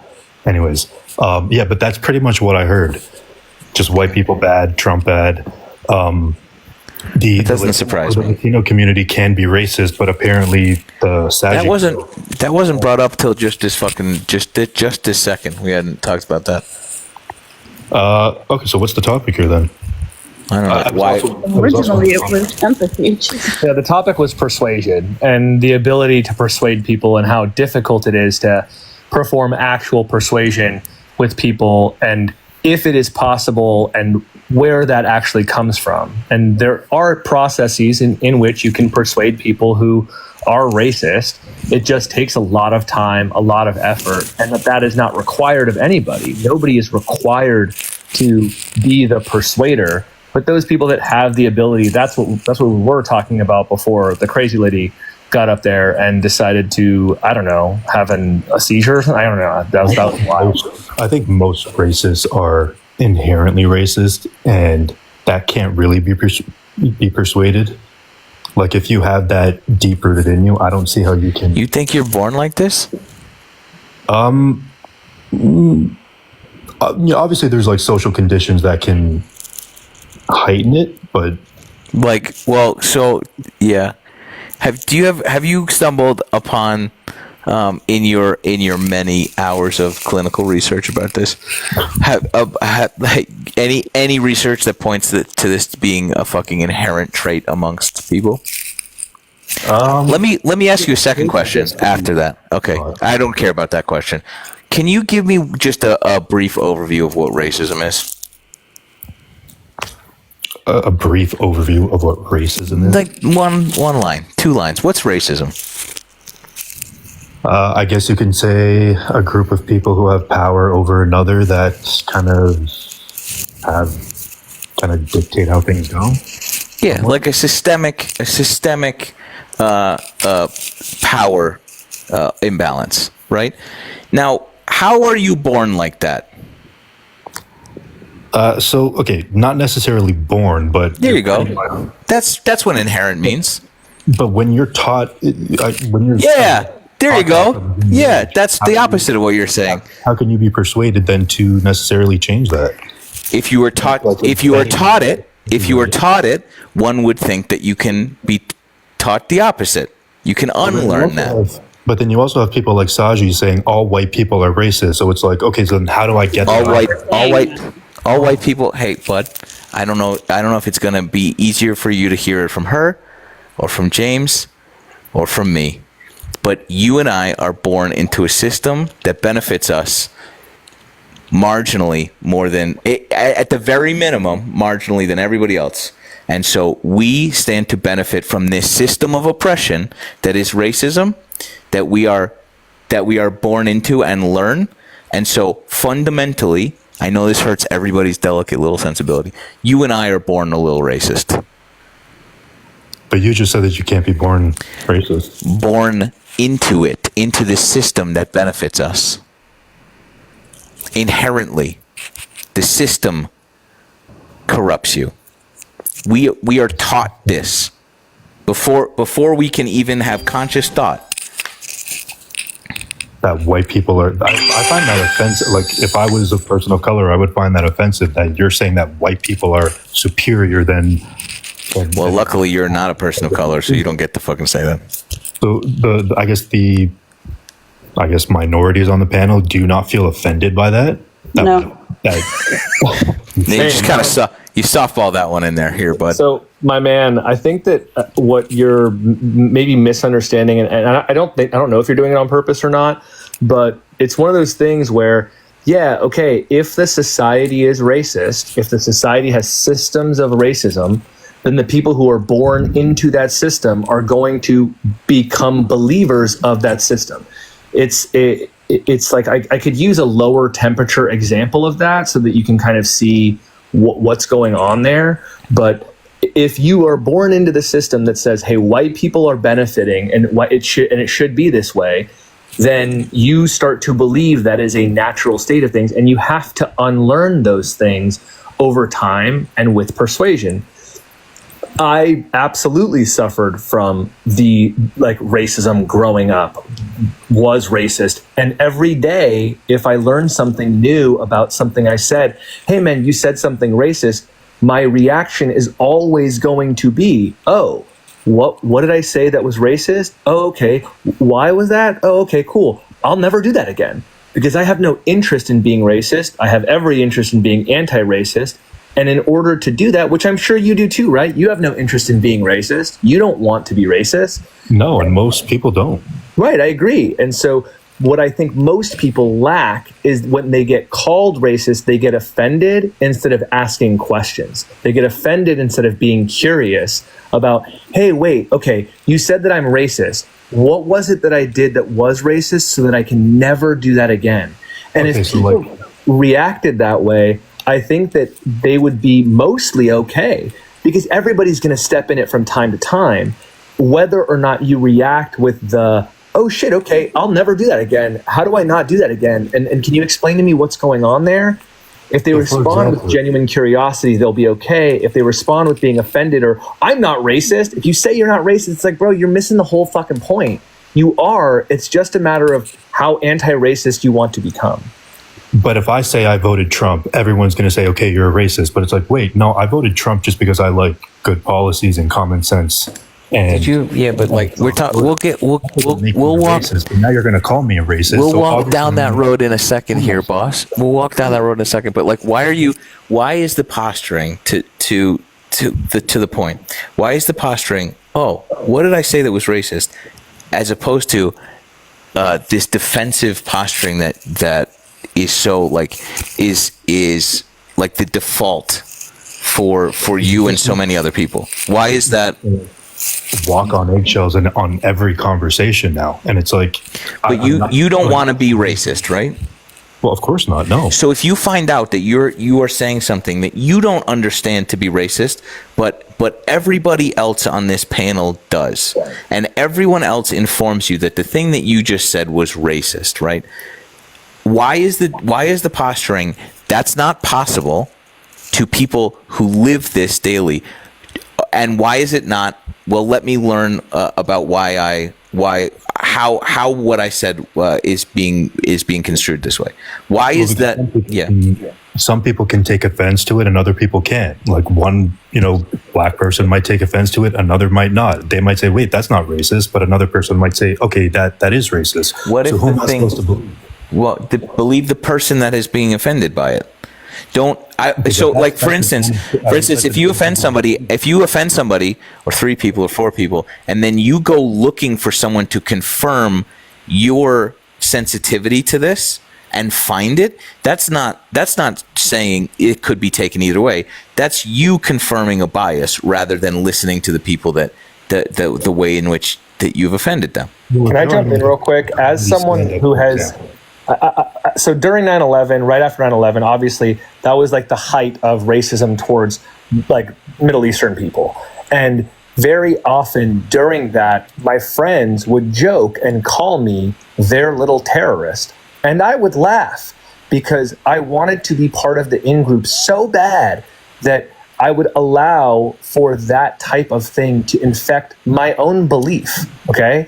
And the reason I did that, the reason I played along, the reason I said that, oh, these things weren't racist or weren't problematic is because A, I didn't want to get my ass beat, and B, I wanted to have friends. And so I was willing to sacrifice those parts of myself.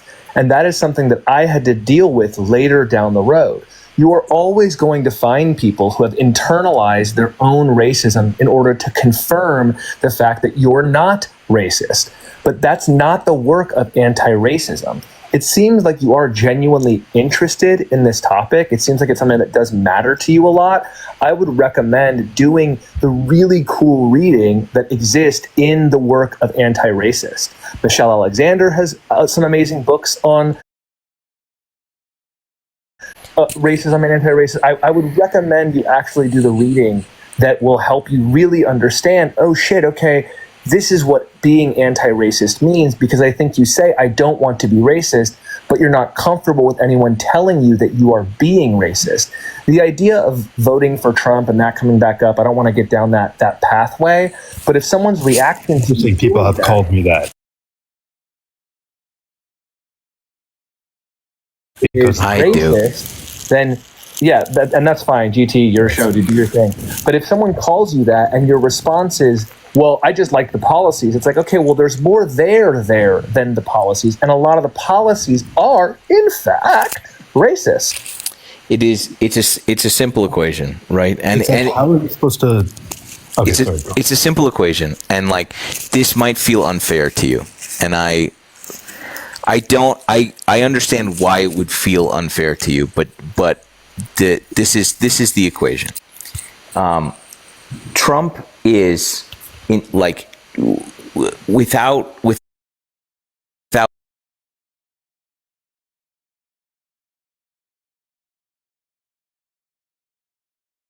you might be voting for him for his fiscal acumen, which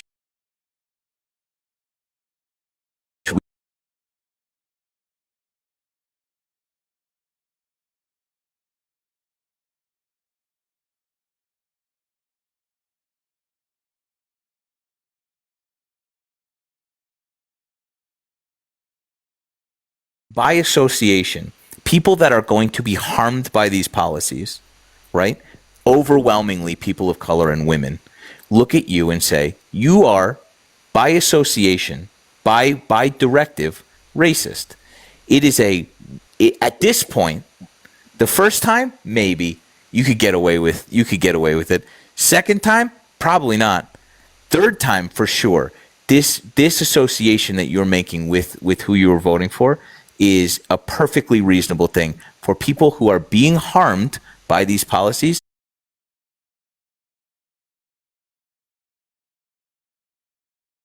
to associate you with the more like unsavory aspects of this man's character. So you see how it's also harmful to be calling 78 million Americans racist? Yeah. Also, Trump had not really. BJG, do you see how it's harmful to say that alligators are going to have 65 million meals? Do you think that's harmful? that alligators. I don't know what you're referring to. Yeah, so when Laura Loomer said that alligators were going to have 65 million meals, meaning Well, she's a 65 racist. million. Huh? She's a She racist. is a racist. She's a racist. But Well, I know Laura. I don't know her personally, but I've seen her tweets. A lot of conservatives know what she's about. Just because I guess I voted alongside her doesn't mean I can't call out her. you understand? So if you repost, and this made him go into a crash out last time, GT, just so you know. But this guy reposts Trump, Charlie Kirk, and the older encourage millennial, everybody to go look at and my the older millennial. So that's just I've two strikes reposted right one there older for you. millennial. Everybody go look and see what I post and tell me if if you're going to come to the same conclusion that Saji did. That's what I'm saying. It's like she looks for racism. Hang on. She Yeah, tries but to find it. But That's so what she does. do you understand that like do you understand my point? Who accused you of being racist. And if you can tell a story, tell us what you did or said before this. Honestly, I can't think of a time. No. I've told that right now? How about right now, dude? I I'm mean, a gay man and I voted against apparently my own community. You said I've you're a heard gay that. man I am. and you voted against your own community. Well, that's what I'm being told that I did. But I don't think I'm homophobic for voting for Trump. But a lot of white women will say, you voted against your own people and da. have you not seen the calls for, reevaluating Gay That man. was equality? one senator. What? Or who brought the Obergefell to the Supreme Court? It was one lady. I don't even know who she is. Was she a senator? Like, if you're trying to imply that gay marriage is going to be overturned, number one, I don't believe that. Number two, I also think that the government should stay out of marriage. So I'm fine with civil unions. That's Yeah. very convenient. That's a very convenient stance. Remember that time I was talking about brown people being like, I want to be on the in group? Yeah, it happens with gay people too. That's crazy. You see how offensive that is, though? Is it? You guys don't see how offensive that is. Hang on. So, well, no, I don't think so. I think You that this can is be offended by the things you say, or by potentially I might say something I have a racist. question and I have to real correct quick. myself. But then when I call you out on your homophobia, you're like, how is that how is it homophobic, please? how is it how is it homophobic? that as a gay man, I can't vote for who I want to vote for, and I have to vote alongside you to be correct. You can vote for whoever you want to. That doesn't mean that you are not actively voting against your own self-interests. That doesn't mean that people hang on. That doesn't mean that people are voting for Trump specifically to overturn gay marriage because they hate you. That doesn't undo any of those truths. It doesn't you can vote for whoever you want. It doesn't mean that those things aren't still true. True according to who? According to people who loudly brag about it. According to the people who are bringing this up in legislation. Sorry, James. What is your definition of homophobia? I guess homophobia wasn't the word, but it's incredibly ignorant for you, I guess, as a straight white man, GT, to tell me that I'm voting against my own interest just because I'm a gay man. You're a straight white man. No, it's not at all. Why I voted for is he Congress. so sensitive? No, Sir, you're not being So my as community- my a gay community- person on this panel, I find the mental gymnastics you're doing interesting. It's not meant to. Oh, okay. I'll tell you why. I Your find it words, true. your words don't need to touch mine to make a point, though. Let me Okay, I didn't finish. finish Let the me point, though. No, you did finish your point. I was talking, and then you interrupted. Yeah, it's okay. So anyway, I think one of the things that we have to consider, right, as a community of people. So one, someone using the term homophobic to describe what GT did for pointing out that there are homophobic policies emanating from the Trump administration is wild. It's diabolical, actually. I don't believe Trump is racist. But you see how you're still touching my words? No means nobody. All right. So I want to push back on you a little and point out that a part of your intersectional identity does not mean that you are absolved from the systems of oppression that oppress other people. It means that, back to that psychological wage of whiteness, that your whiteness has taken the center stage in the communication that you're having. And it's interesting because you're like, oh, a civil union works. I'd invite you to recognize, right? Like, you might not think Trump is a racist, but the racists think he's a racist and they enjoy it. You might not think that he's homophobic, but the homophobes think he's a homophobe and they enjoy it. And so you're entitled to vote for whomever you'd like. That is fine. But it doesn't absolve you of voting for a person who perpetuates harm against Black people, against LGBTQIA people, against women, that perpetuates hatred. So I didn't know that. I didn't know that the words were coming out of my mouth were my opinion. My God, how elucidating. Let me go back on mute. You're trying to make it seem like fact. The reason Yeah, hold on. Let's just real quick. Let's talk about facts, okay? Because I found it hilarious when you said that you don't think this administration could try to overturn same-sex marriage. Do you know what year same-sex marriage was legalized, DJG? Yeah, in 2015. Okay. Do you know what year the 14th Amendment was passed? No. 1866. What about you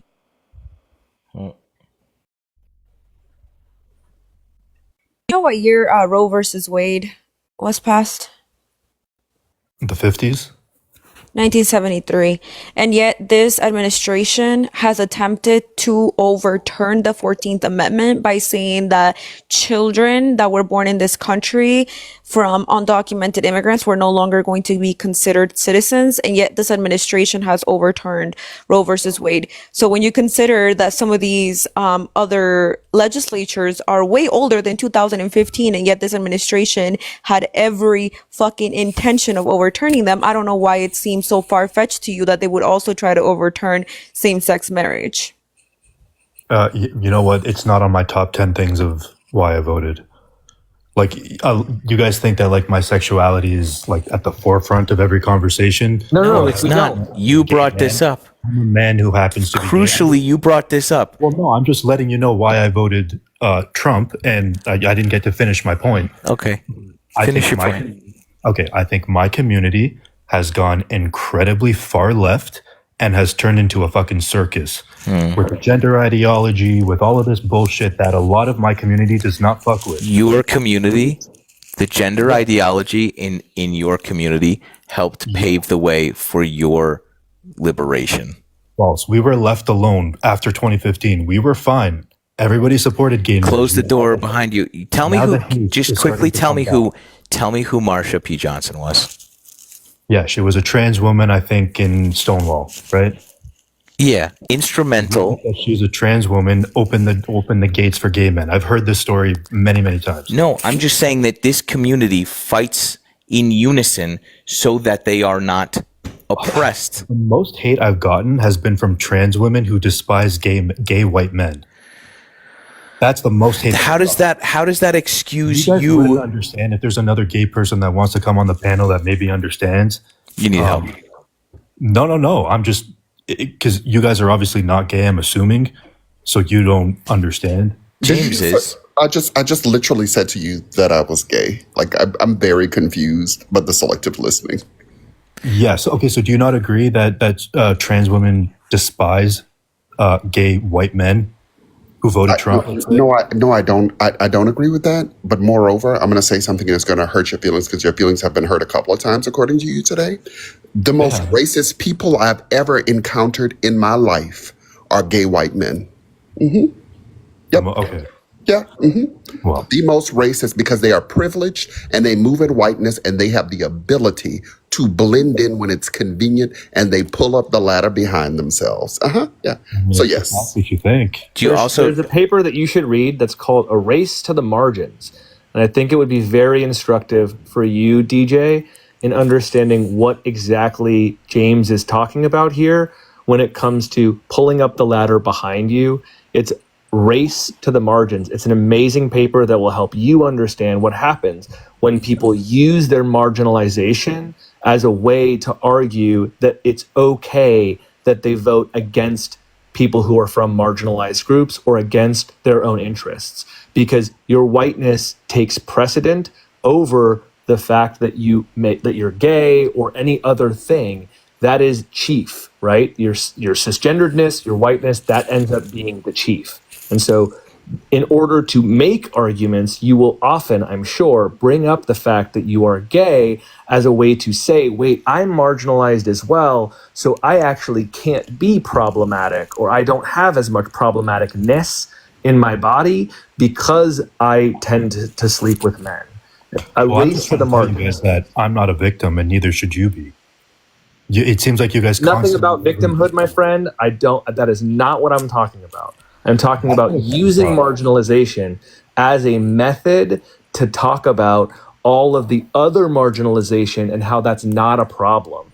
That's what you're doing here. You're using your own marginalization. You're racing to that marginalization as a way to argue for yourself. That is not a good argument. That is not a place to argue from that is actually helpful in the discussion of whether racism is a problem or whether you are or are not racist, whether voting for Trump is racist. None of that has anything to do with your homosexuality, but you're using and leveraging your homosexuality to try and act like that prevents you from being problematic. It doesn't make any bearing on whether you are or aren't.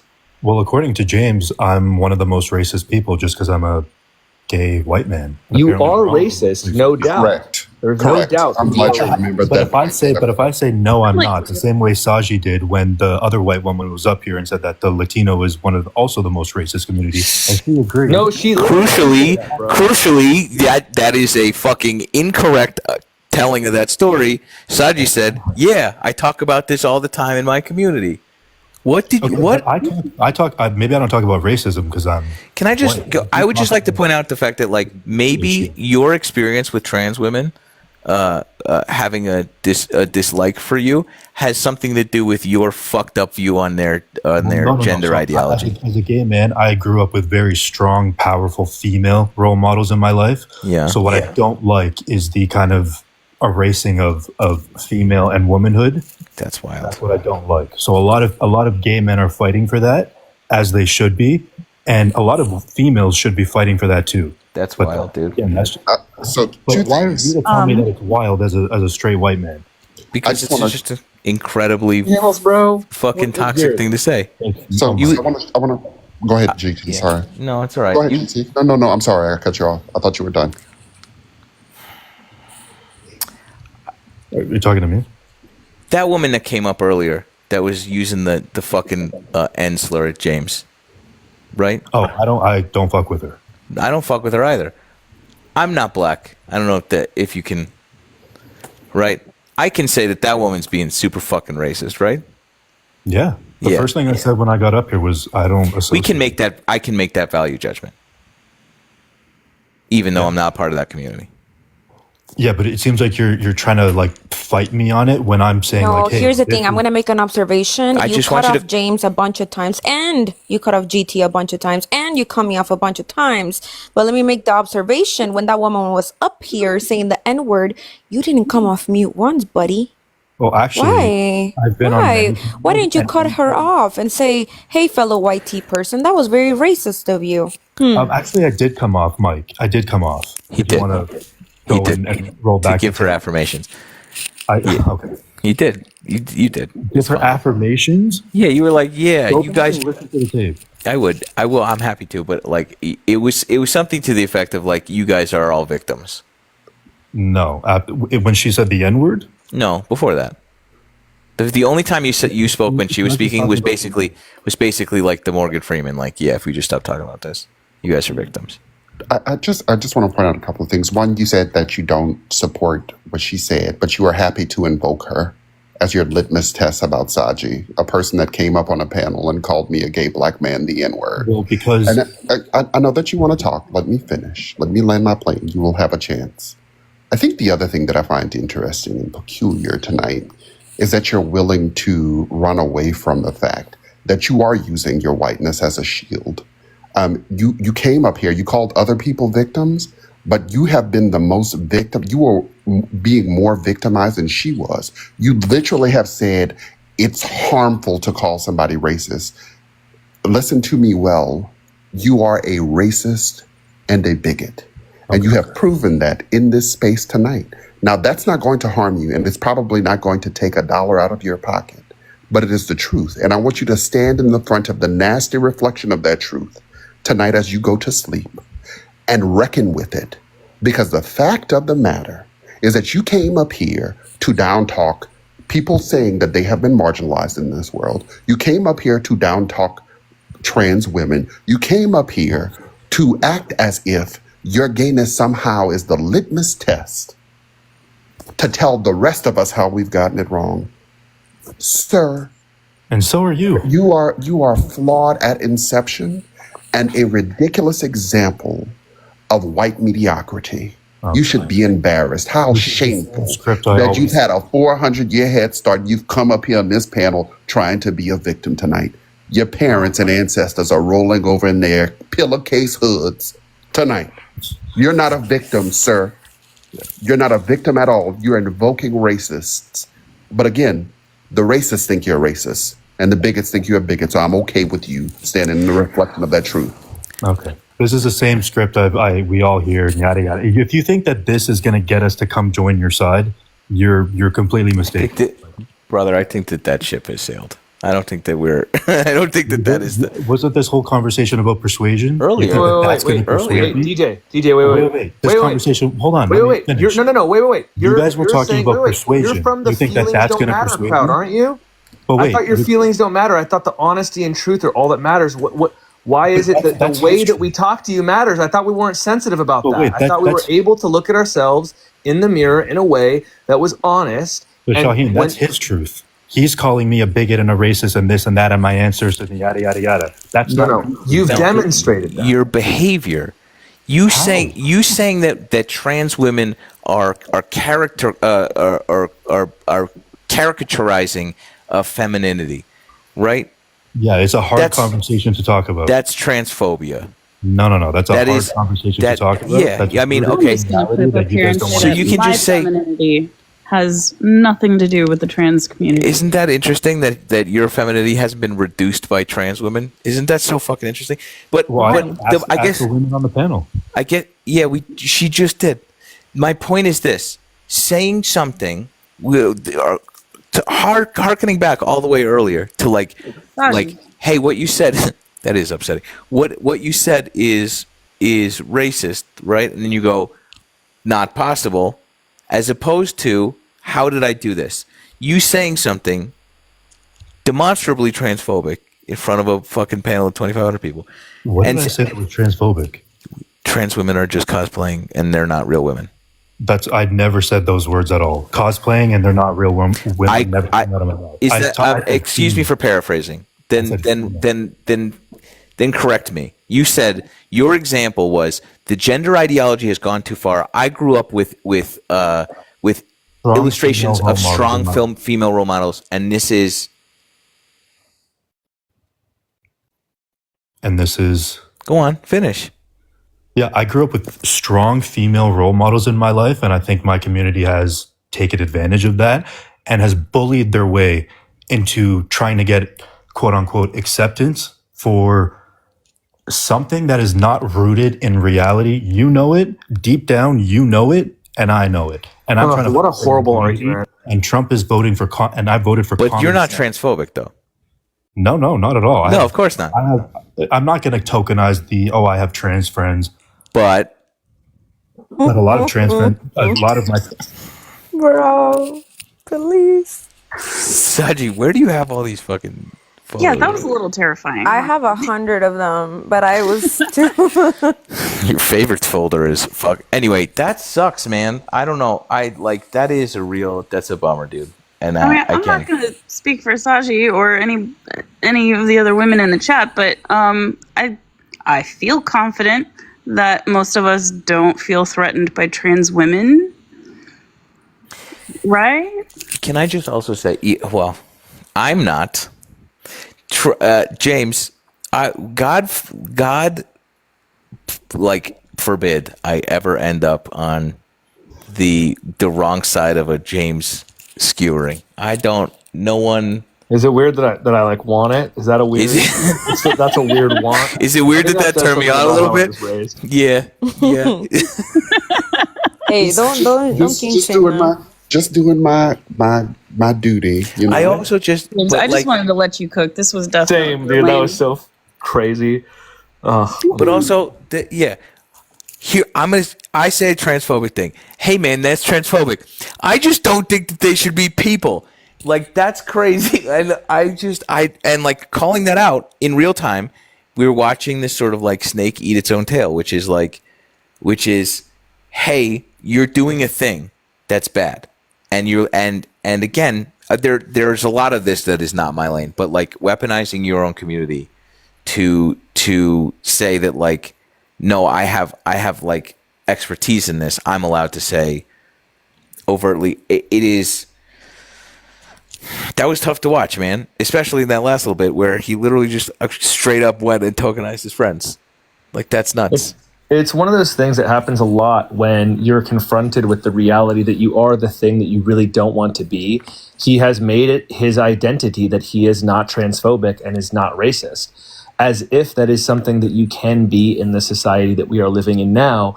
And you're living in a fictional reality instead of recognizing, okay, wait a second, the society that raised me is transphobic and racist. My duty, because I don't want to be those things, is to find those things within myself and to root them out. The only way we can do that is by getting confronted by people about that thing.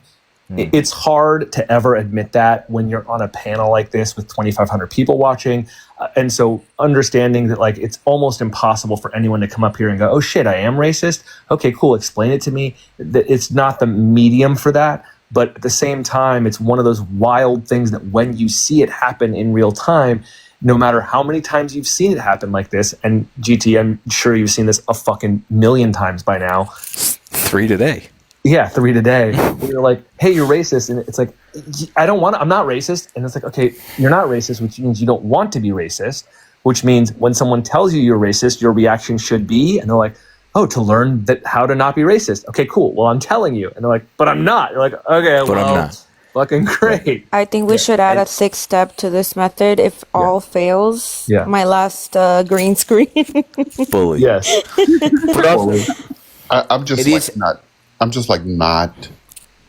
So I agree with Shah in that there are people on both sides, right? Like, there are some people that should be having the conversations. Like, I'm going to talk to you for about 10 minutes until you point out that you're an idiot to me. Once you prove that you're an idiot to me, I'm going to read you for filth like I'm the dean of a library. I'm like going to clock every bit and ounce of your soul. James, have I bored you yet?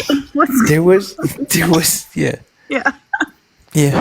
I mean, and that's fair. And like, well, the crazy thing earlier, he was like, I'm the only gay man on the panel. I was like, did James not just talk about this? Wait, how did you miss? I'm a black gay, though. GC. Different. It's different.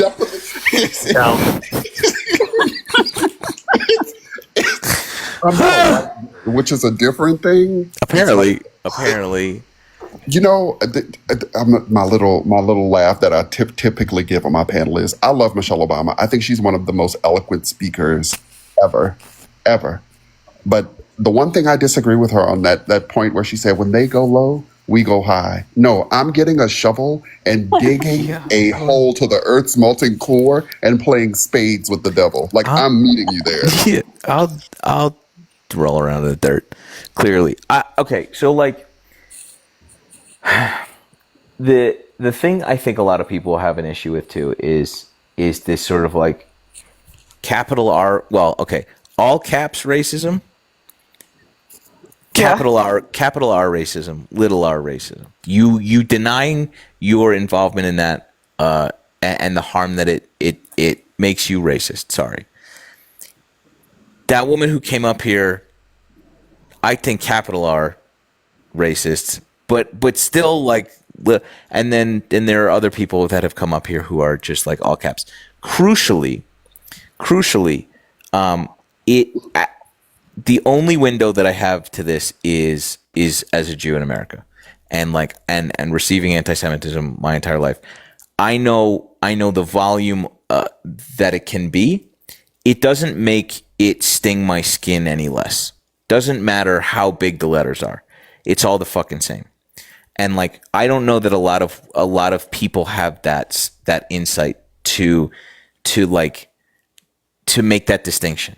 And I think that this is important because like, they might not think that the harm that they're causing is worth the label of racist, worth the label of phobe, and it is. And so like, I think like that I don't know how that puzzle piece fits into this, but like when that defensiveness that comes from somebody saying you voted for Trump, you're racist. Conversation we've had a lot. Like that is coming from like them not understanding that burns your skin just as much as somebody saying a slur to you. In some instances, it's the same song, and like that. I don't know. That defensiveness is a posturing of like insecurity, I think, a little bit, and not being willing to engage in that conversation meaningfully. To a place that we're unable to have conversations about other people's marginalization at all from both sides. Just so that I'm clear.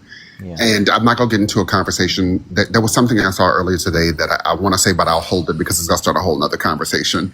I'm ready for that. But what I'll say is, can I see the fullness of a person's humanity that is being marginalized, and see their suffering and sit with it and hold them close? Yes. Am I going to move heart first? Absolutely. When I see suffering, Mamie Till said, when something bad happens to one of us, it had better be the business of us all. And I think that from a global perspective, we have gotten to a place where we are unable to see other people's hurt because it's been conditioned and it's easy to do it. You know, the new pillowcase with the cut holes is a TikTok profile with no picture. You can say the most awful, horrible, harmful, disgusting, vile things, and hope that somebody that is not attuned enough doesn't find out who you are. It is the new way to be a closet bigot. Forget the red hat. They want to hide their face because they are cowards, right? And I'm going to say something, and I'm gonna go on mute because it's going to set off a firestorm, but I'm going to say it. That's from both sides of the aisle. I have been called anti-Semitic because I've pushed back against, I don't believe in harming children. And I'm going to say that no matter who the child is, I don't care if they are the child of a racist or the child of a Triple K member, you don't hurt children. I have also been called the G-side supporter because I believe in harm reduction, because I thought Kamala Harris was the best choice. People are okay being hateful from behind a fake TikTok account. Yeah. At the end of the day, we owe each other a little bit more nuance and pragmatism than that. Yep. Snaps. Amen. I mean, it's funny. One of those things that I had to realize going through what I went through over the last like 5-6 months of like weird fame was as I start to see these fucking TikTok accounts or Twitter accounts or whatever, where it's just some inane profile picture and they're talking their shit, I had to start using their names so that it didn't infect my brain. That like when Donkey Balls 473 would say what a piece of shit I was, or that I only got on the show because I'm fucking brown or whatever, you would eat at me for a little bit. And then when I started using their usernames, all of a sudden it all dissipated because I realized, oh, Donkey Balls 739 is not a real person. Right. That's not a real thing. And so I would start commenting back, comment this again and put your name on it, coward. Like that was my response every single time. I do want to. It is getting late, and I do want to wrap it up here. But I will say that like my start on this application 29 years ago, it's seeming, was similar. I was donkey balls 18. It's true, and like someone, in between cat videos. And like, whatever, there would be somebody came up and it was just like, they're putting nanobots in the vaccine. And I was like, what the fuck? How are they allowed to just say this? And then I would just type impotently in the comments. And finally, one day I was just like, actually, I'm going to put my face behind this. And I mean, this is the inverse of what you're saying. So, but not being there is a real sort of, cloak of come on brain of Anonymity. Anonymity, but also like the oh my god, the confidence that anonymity gives you to say hurtful shit. And like, I was hurtful, I was super mean to those people, and it's true, and like I can speak to that wholeheartedly. In fact, a lot of my early content was just vicious.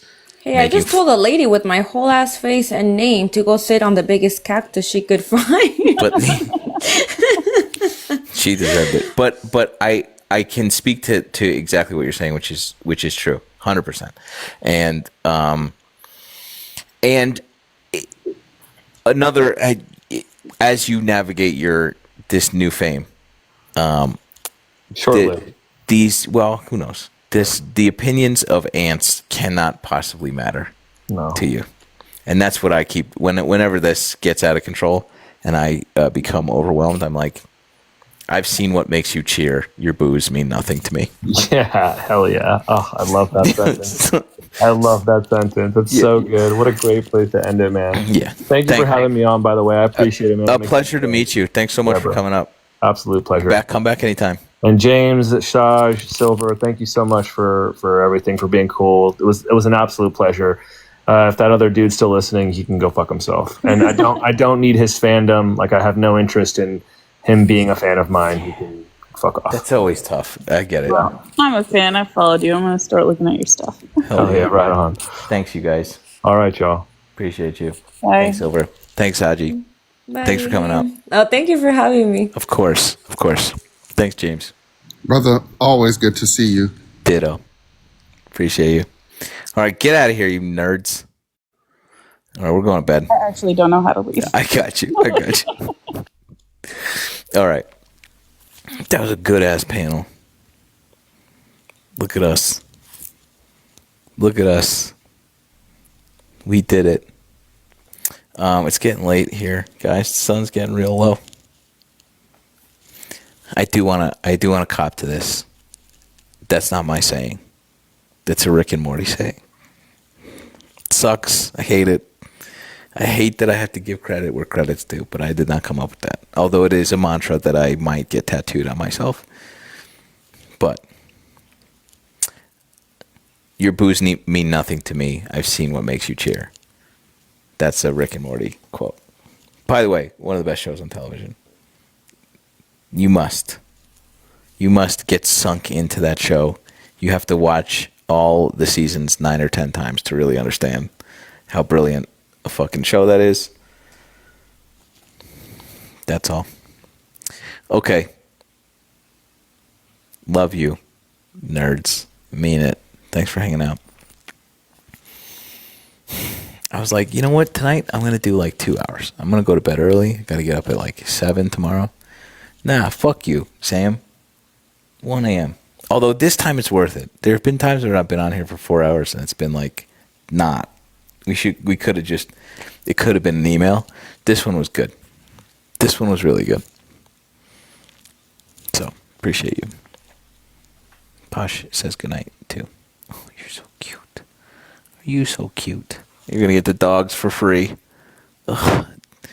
Discord's going to be all over the place. Fucking terrible. Okay, baby. Let's go to bed. Good night, nerds. See you tomorrow. Love you. Mean it. Say goodnight. Say goodnight. You're just gonna ignore us? Why are you just...